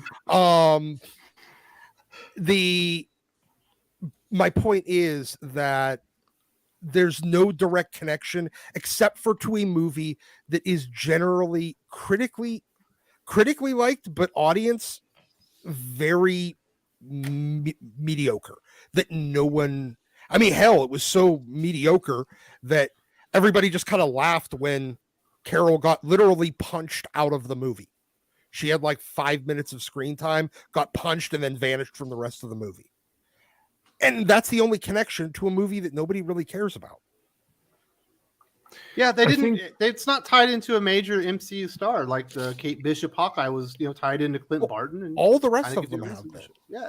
The rest of them. Yeah. By all accounts, it's a better version of the character and the show's doing well. I see people calling Skip pathetic because he likes the show. It's like, come on. He's got two little girls. It's like I have to watch Paw Patrol. I'm not pathetic because I watch it. I watch it because I got kids and stuff.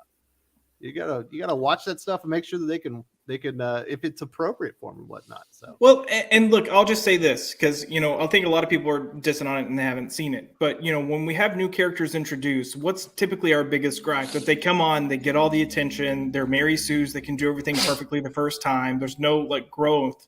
There's no growing period, and that's not the case here. We're 3 episodes in, and she hasn't really done anything right yet. Like she is just mistake after mistake after mistake after mistake.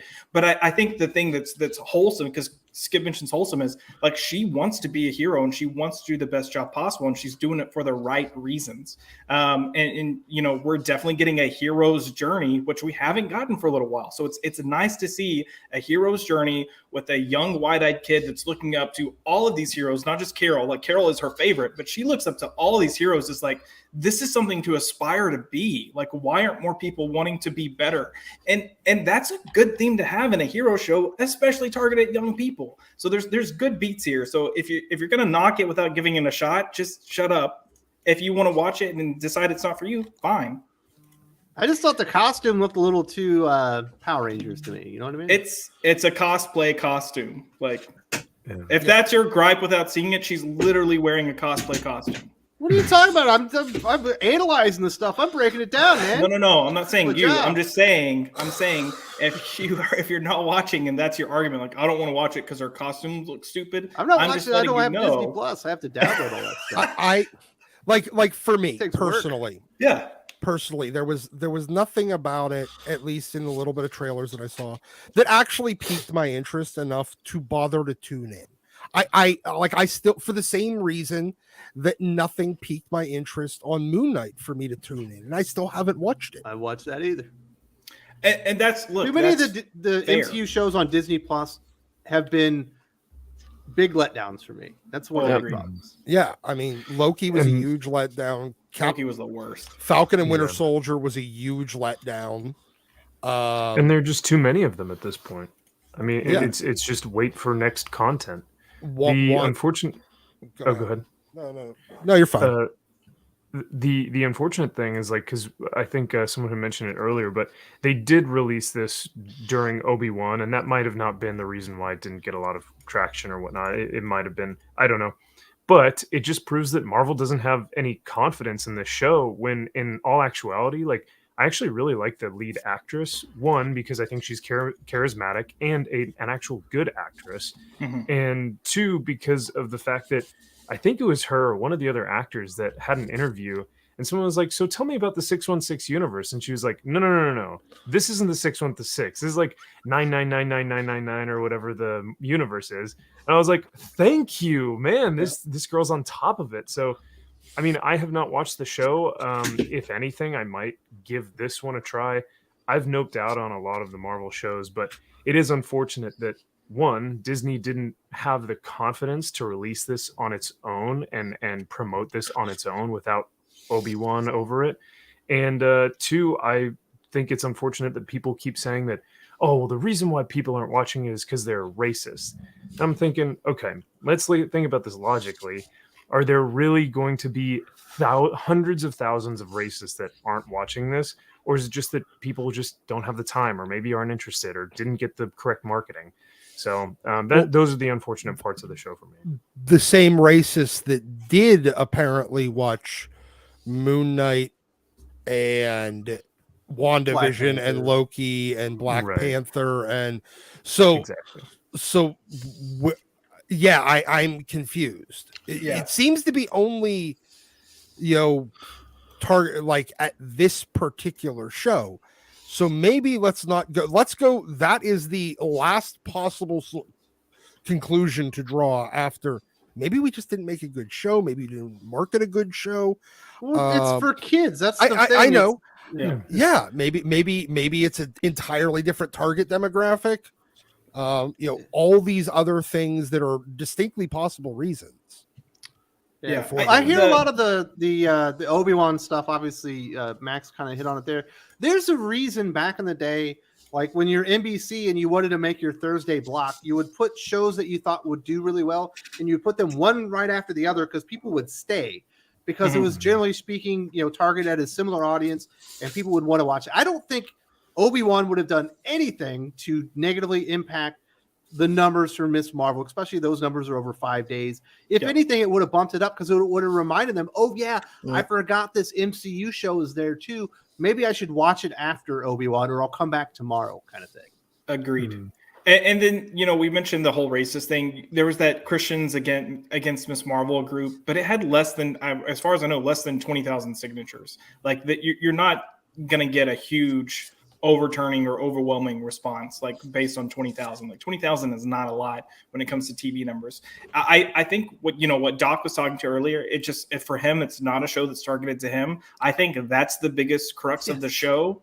And I'm defending it. I'm saying it's good, but I'm also understanding that's exactly what the show is. And I can appreciate a show that's done on that level. And I do think it's better than pretty much everything else that they've released on Disney Plus. But I think that's the number one thing. And again, what Wes said and what we mentioned earlier, no lead actor, no lead character that's known, and no distinct ties to the Marvel Universe yet. They've hinted at a few things so far, but they haven't been blatant with it. And that was the draw of the MCU for the longest time, is we knew where we were headed. And, they've got a couple of directions that they're going right now, but they're not being blatant and saying this is where we're going. They also, not only that, but whatever connections they've hinted at, they've done in the show, not in any of the advertising. Agreed. That requires you to actually watch the show in order to stay invested in it. They haven't gotten, same way that comics have done a really poor job of getting non-readers converted into readers. This show's advertising has done a very poor job of getting people that aren't interested. Yeah. One of those things that happens. Common Sense says, which MCU star the Miss Marvel should have tied into, Monica or Daisy Johnson, aka Quake, and the rest of the Agents of S.H.I.E.L.D. cast? I don't know that the Agents of S.H.I.E.L.D. really are coming back. Obviously, we've seen a couple of those characters come in and out. Mostly they were introduced in the movie, and then they showed up in the Agents of S.H.I.E.L.D. But she should tie into Captain Marvel, right, Josh? I mean, yeah, she should definitely tie into Captain Marvel. They're doing tie-ins actually with Eternals, which is not the best way to go. Well, that's one that they will not give up on. She's and supposed to be an accept it failed. Inhuman too, right? She doesn't become Miss Marvel until she, has the Terrigen Mist thing happen where they had the Terrigen Mist bomb. Yeah, so like slight spoiler, she's not an Inhuman here either. Yeah. They're going a different route with her, and honestly, I kind of prefer this other route with her because they're leaning more into culture, and I think there's an interesting story that could be told there. I don't want to give it away because it's kind of a plot point for the third episode, but I find it more interesting than just saying like, oh, she's an Inhuman that got put to the Terrigen Mist. Agents of S.H.I.E.L.D. though. We might be seeing some of them soon. So if you're a fan, just hold on. That show started out not very good, and it got better.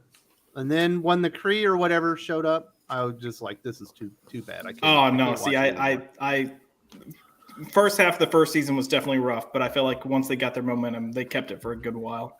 And once they ended up in the future, it all fell apart. Oh, that was no. See, I disagree. I just thought the special effects were bad. I had to dip out. Common Sense says Miles is a cosplay costume in Spider-Verse. Is that yes? Are you talking about a video game? Is it No, like a skin, or is he talking about the movie? In the movie, he was in a cosplay costume. Yeah. This is a good movie, though. It's literally a Halloween costume. Yeah, Stan Lee sells it to him. Yeah, I guess he would have been my 5 or 4-year-old at the time. Really liked that one, so I'm excited for it. Rate that 7. A possible reason for the low viewership might be due to the show not appealing to a large male audience. I'm sure it does. It's also possible.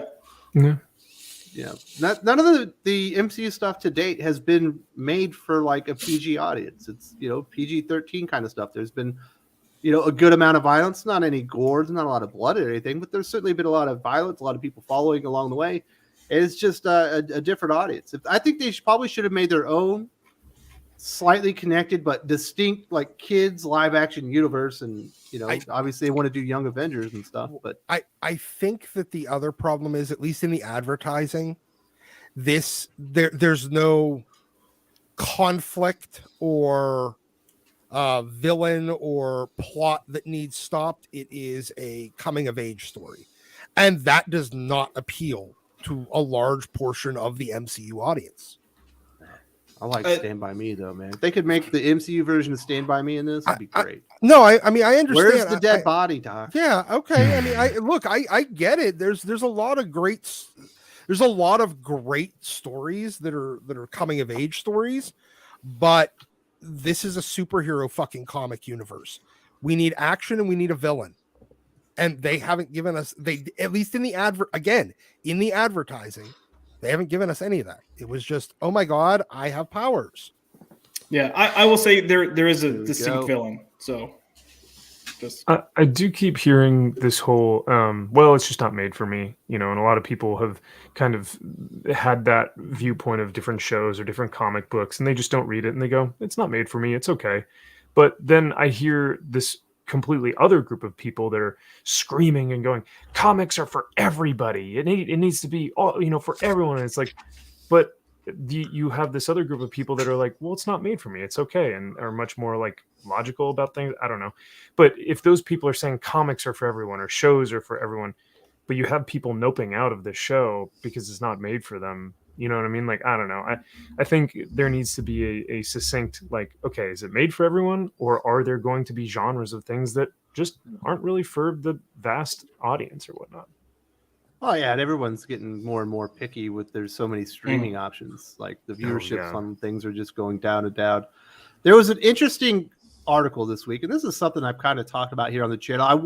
I was thinking about doing a video on it, but then I decided, you know what? I don't want to do a whole video. We'll just cover it here on the Aficionados. I got a couple of DC Comics experts. Dylan, did you read the article where they're talking about how DC heroes are finally using politics instead of fists to solve conflicts? No, I did not. I didn't see that article. Well, But then I've read some Tom Taylor comics, so I know what they're talking about. Yeah. I don't think this is helping the universe. If they notice that the sales are crashing, since they've gone to, John Kent is going to do political issue or going to work on social issues like the environment and energy policy instead of actually going in and defeating villains. Yeah, that's like Nightwing, because I just reread his whole Nightwing thing because I just did a video on it. And the funny thing is, he introduced this guy that's been ripping out people's hearts for over a year now. Yes. And the whole time, Dick Grayson is making speeches and like putting up statues while this guy is killing people. And he's fought him once, and it was like a year ago, and he's done nothing about it. But he's he's not just donated ripping money. hearts out of people. It's the homeless who he's supposed to be helping. Yeah, exactly. But he's been making speeches and he donated money, but he hasn't gone and just punched this guy in the face and dealt with him. Yeah. It's like that's where you need that. That's where you need fist to face, and like donating all your money does not solve this guy. This guy is not a mental health crisis. That's not what's going on here. Like, you need someone to take him out. But instead, Dick Grayson's just been doing whatever, and like we still each issue have a, hey, you know how good of a guy Dick Grayson is? Look at this good thing Every he issue's did. about how cool he was. Yeah, it's like, we know that. That's why we're reading it. We know how good of a guy Dick Grayson is. We don't need to be reminded every issue. Have him take out the villain. But no. What is an action-based storytelling medium? It's like purely visual. Yeah. Look, like, the comics Dondo's amazing, by the way. Agreed. So the comics industry is going to keep trying to change the nature of the superhero comics industry until it either runs out of money, runs out of readers, or it works. And I'm leaning towards it running out of money and readers first. But, you know, the interesting thing is, you know, this article in particular is presenting it like, oh, you know, we've finally, you know, graduated our thought process to show that there's better ways of taking care of the world than just with our fists. And it's like, you clearly haven't read comics prior to whenever you picked them up in the past 10 years, because this has always been an ongoing thing, except before it was a subplot of what these characters were doing outside of costume instead of the main focus. And now they put it at the main focus, and you get the problem that Dylan was talking about. You've got Heartless running around killing people, and it is more than just the homeless at this point. He's killing pretty much anyone and everyone. And he's just like waylaying bodies right and left. And meanwhile, you've got Nightwing over going like, what? There's homeless people? Well, I'm going to give them all of my, I just became a millionaire. I'm going to give them all of my money because that's what I should do, because money's bad. And then now he has no money to continue helping them, which is its own problem. But it's just, we have stupid people running comics and writing comics. Side note on that, there's a part where you see all the hearts that he has collected, and I did the math on it, and it's well over 200 people. And it's implied that there's more. Like, it's just like a section of the shelves. So he's killed over 200 people while Nightwing's like buying pizza for homeless kids. But you know, I wish I would have known you'd reread this, and I wish I would have looked this up. But you literally, I think it was like issue 5 or 6, you leave Heartless and you don't see him again for like another 10, 11, 12 issues. Yep. Yeah. I love the machine he's got too there, Dylan. It's just like this machine. He hits the button and it goes into your heart and it pulls it out for him. Yeah. It's like, man, he's enhanced. Like, he's enhanced in the book. They've gone over that multiple times, but he needs some gun to rip your heart out. It would have been so much more brutal if he just actually does it himself. Since it's like a little claw hand that you got to go get your thing, but it goes for hearts. He's actually, the funny thing is, it's revealed in the latest issue that he's Metallo, except with human hearts instead of a kryptonite heart. Like, that's literally him. He's Metallo, which is funny. Metallo is supposed to be coming back for this Return of Kal-El story. Yes, which I can't wait, because what PKJ has been doing with Mongol, I'm excited to see what he does with Metallo. Well, isn't he? Oh, you're saying he's like Metallo, but yes, different. Yeah.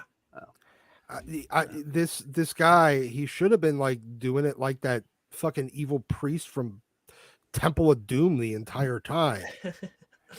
Like, that'd make him kind of a badass. Get your hands dirty. If you're gonna rip somebody's heart, at least have the balls to put your hand in there.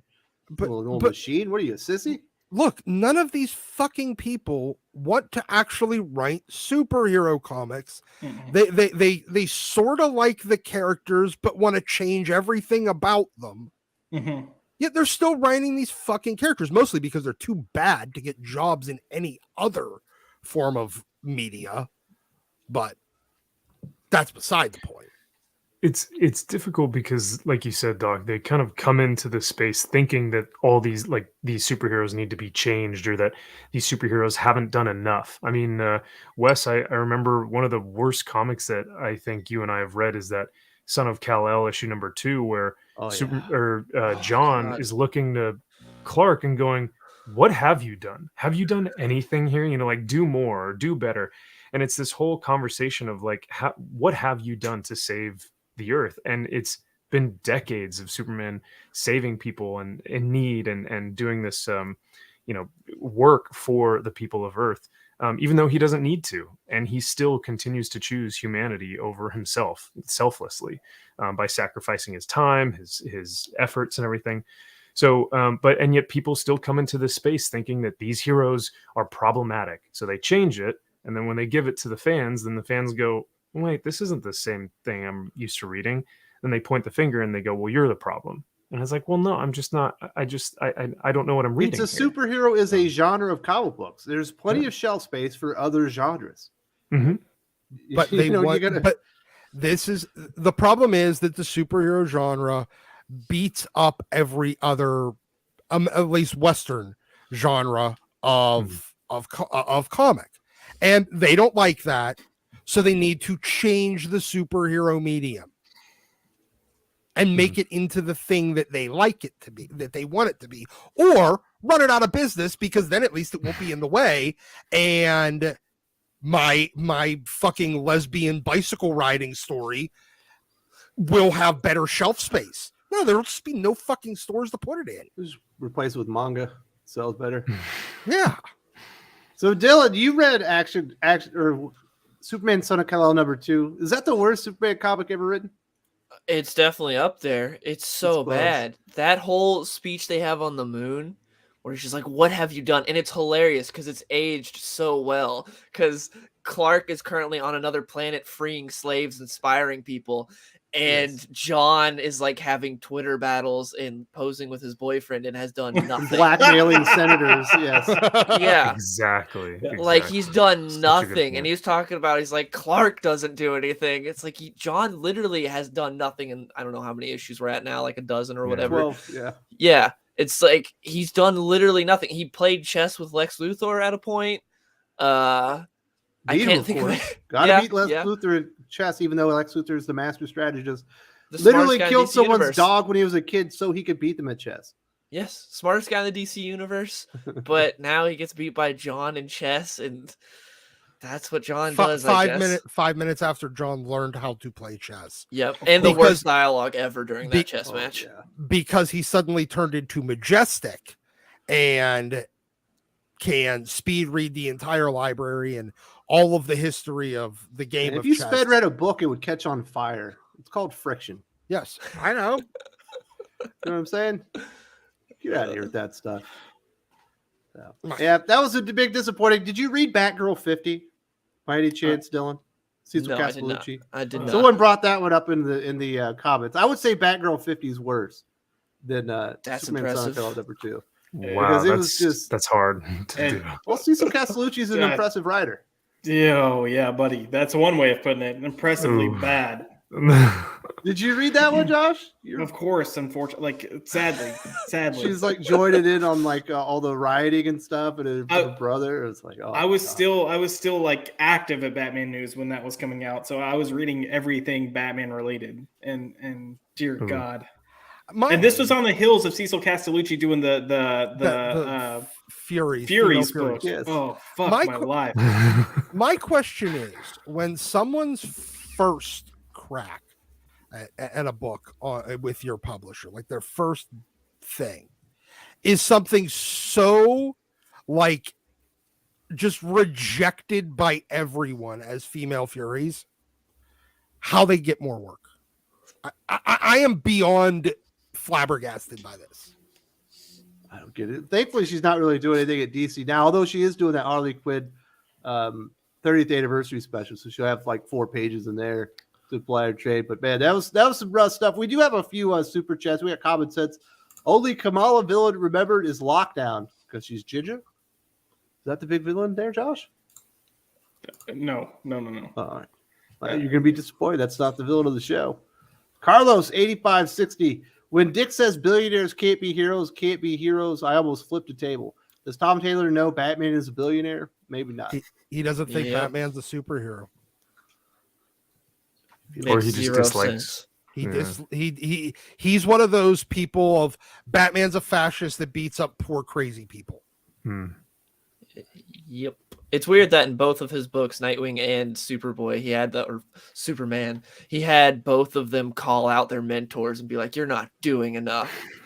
Yeah. So, what? They both look up to them. Have you not read any of the comics prior? They don't have beef. Like, what is? Yeah, Tom Taylor's.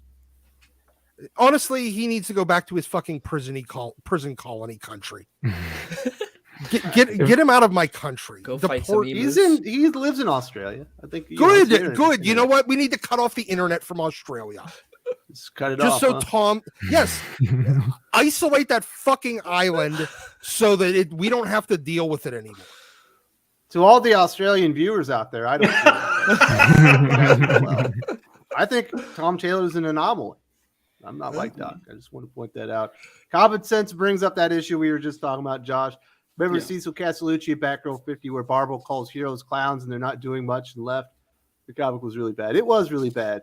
This was the same run where she was going on and on about how terrible police officers are and how her dad needed to do a better job and what has he done for the city. Like what we're getting in Superman Son of Kal-El literally happened in Batgirl. The like Cecil Castellucci playbook.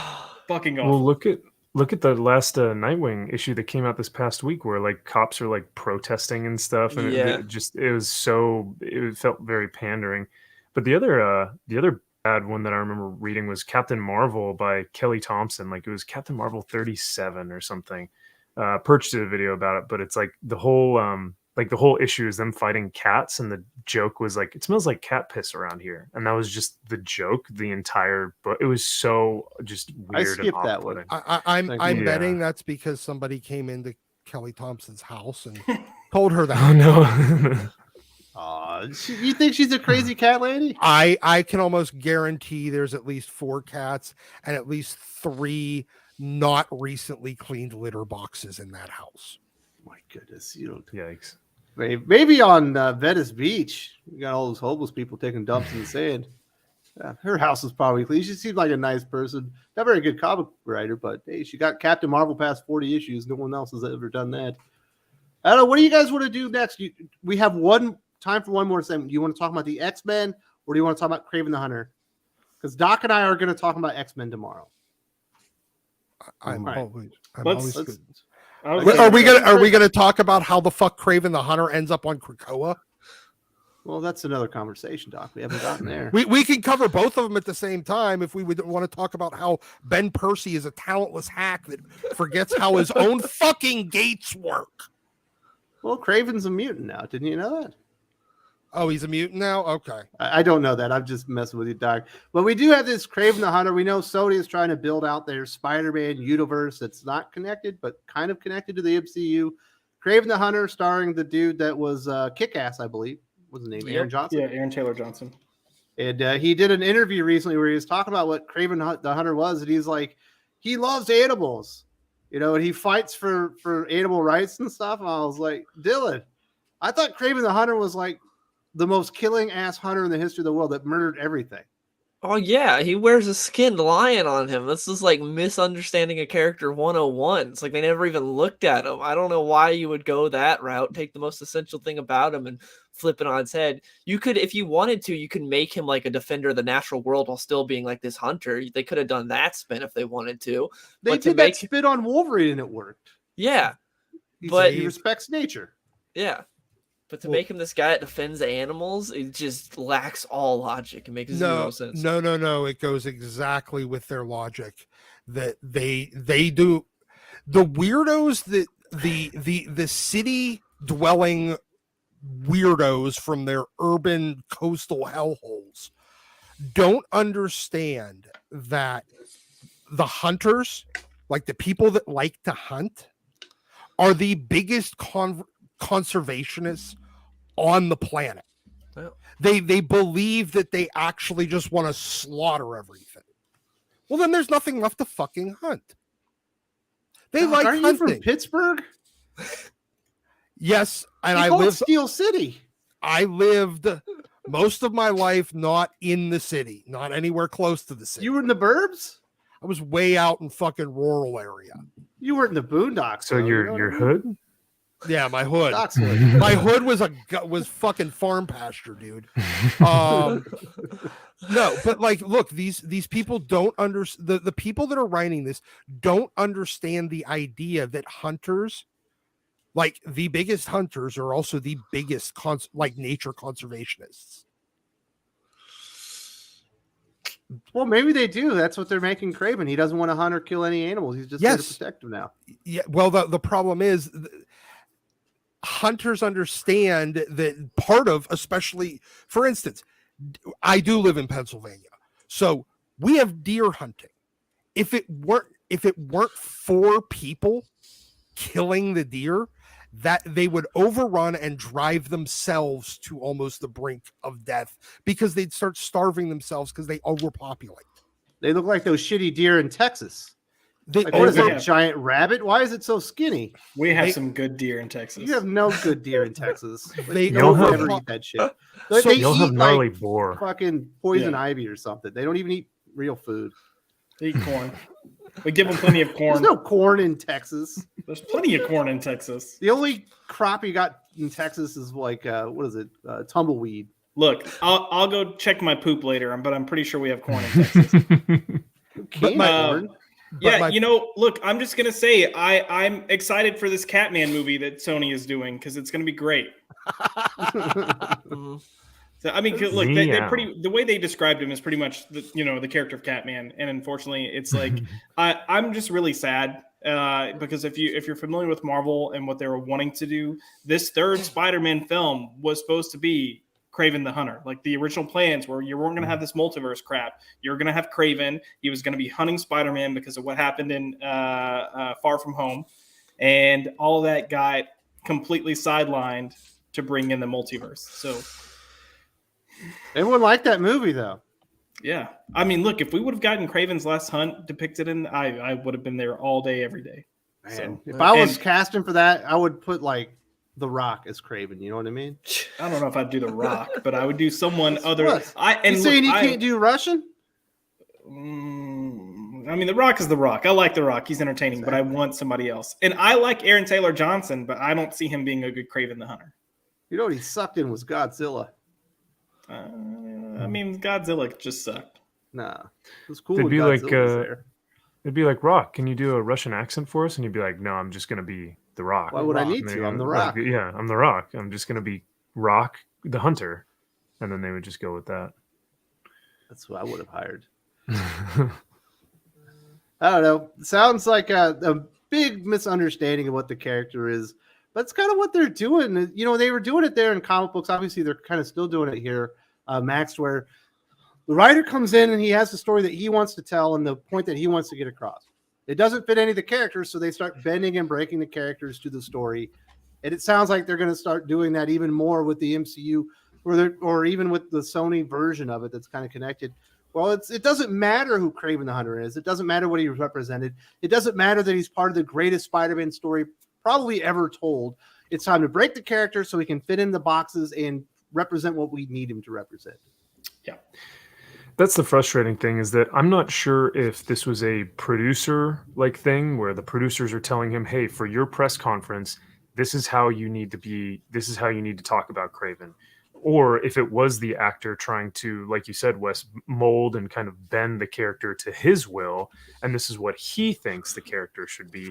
But either way, whether it's the producer or the actor, them having this, version of Kraven, both are wrong. Both haven't done their research to actually read the character and understand at a psychological level what his motivations are. His motivations as a hunter is the nobility, maybe not nobility, but the, I guess, excitement of the hunt. There is something between a one-on-one battle. The reason why he looks to try and get Spider-Man is that kind of like honor that comes with. He wants to be able to say he killed the most dangerous animal in the world, Spider-Man. Exactly. Yeah. And Cal Weil says, Josh, don't you disrespect Godzilla. He's got Someone else had a really funny comment earlier about what's in Texas. It was happy something. But Did Happy get Steve, you? yeah. Texas has lots of stuff: tumbleweeds, dirt, sadness. Yeah, exactly. I've lived in Oh, Texas. Lots I of know what's going on sadness. there. I'm Yeah. actually I a little think the fiery problem. I think the problem here specifically is Amy Pascal. Like, she has showed she does Yep. not have a grasp on these characters. She's shown it since Amazing Spider-Man movies were coming out. She keeps showing it again with these Sony movies that aren't that Disney doesn't have their hands in. And yeah, we're seeing Disney make changes, but they're at least able to come and kind of explain why they're making their changes to either not repeat certain types of powers or characterizations, and they're making alterations. But Sony's just like, hey, this sounds fucking cool. We're gonna do it with this person, and it's god awful. Like, they don't care. They see money and they're like, how fast can we get something out? Let's ride these coattails, and it's just bad. hasn't been all that memorable. Mm-mm. So, Well, we do have a even, couple super chats we'll get here. Common Sense says, spectacular Spider-Man cartoon made Craven into an animate. Mutate is better than animal rights and vegan. Animal praise on animal circle of life. Got some points there. Yeah. There's no reason to bend the character. He's one of the most memorable villains in the Marvel Comics universe. Although they should stop bringing him back and cloning him. Because I'm kind of tired of that story. Apparently he's going to be a mutant.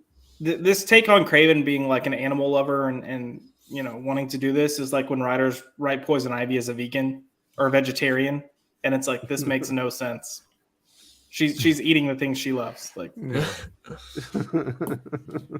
She's an eco-terrorist. You gotta embrace who the character is. Tiara Starbrighter, very good name. Who asked for Craven the Hunter movie? Who?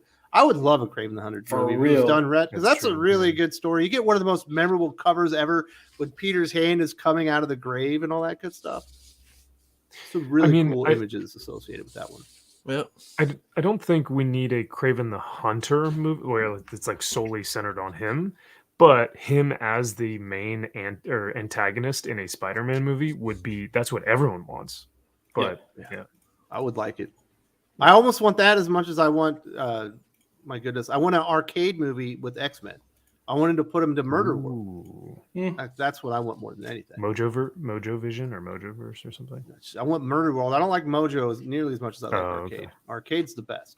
I want it played by the dude that was in Dexter. oh, Michael C. Hall. Yes, he would be the perfect. He looked exactly like the character.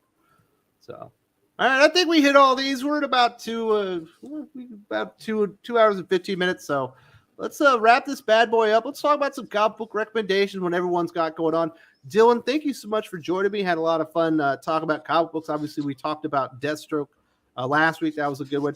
You got anything coming up on the channel? You got any interviews or big videos you got coming out? Yeah, just like 10 minutes ago, my Nightwing video dropped. So it's covering all of what Tom Taylor has done with Nightwing and basically how bad it is. So that, if you want to hear me rant about Nightwing for like 20 minutes, you can go over to my channel and check that out. And as far as comic book recommendations, I've mainly been reading Deadly Class lately. It's been really good, and I miss Rick Remender on other stuff. Yeah. I wish he'd write more stuff because Deadly Class has been really solid. Had only one season of that show too. Yeah, which it was on Sci-Fi, which if only would have been picked up by something relevant instead of Sci-Fi, because it's a really good comic. Yeah, like MTV needed to get that bad boy. Yeah, relevant. Remember when MTV was a big deal? Yeah, a while ago, but now it's just a ridiculousness, and that's like it.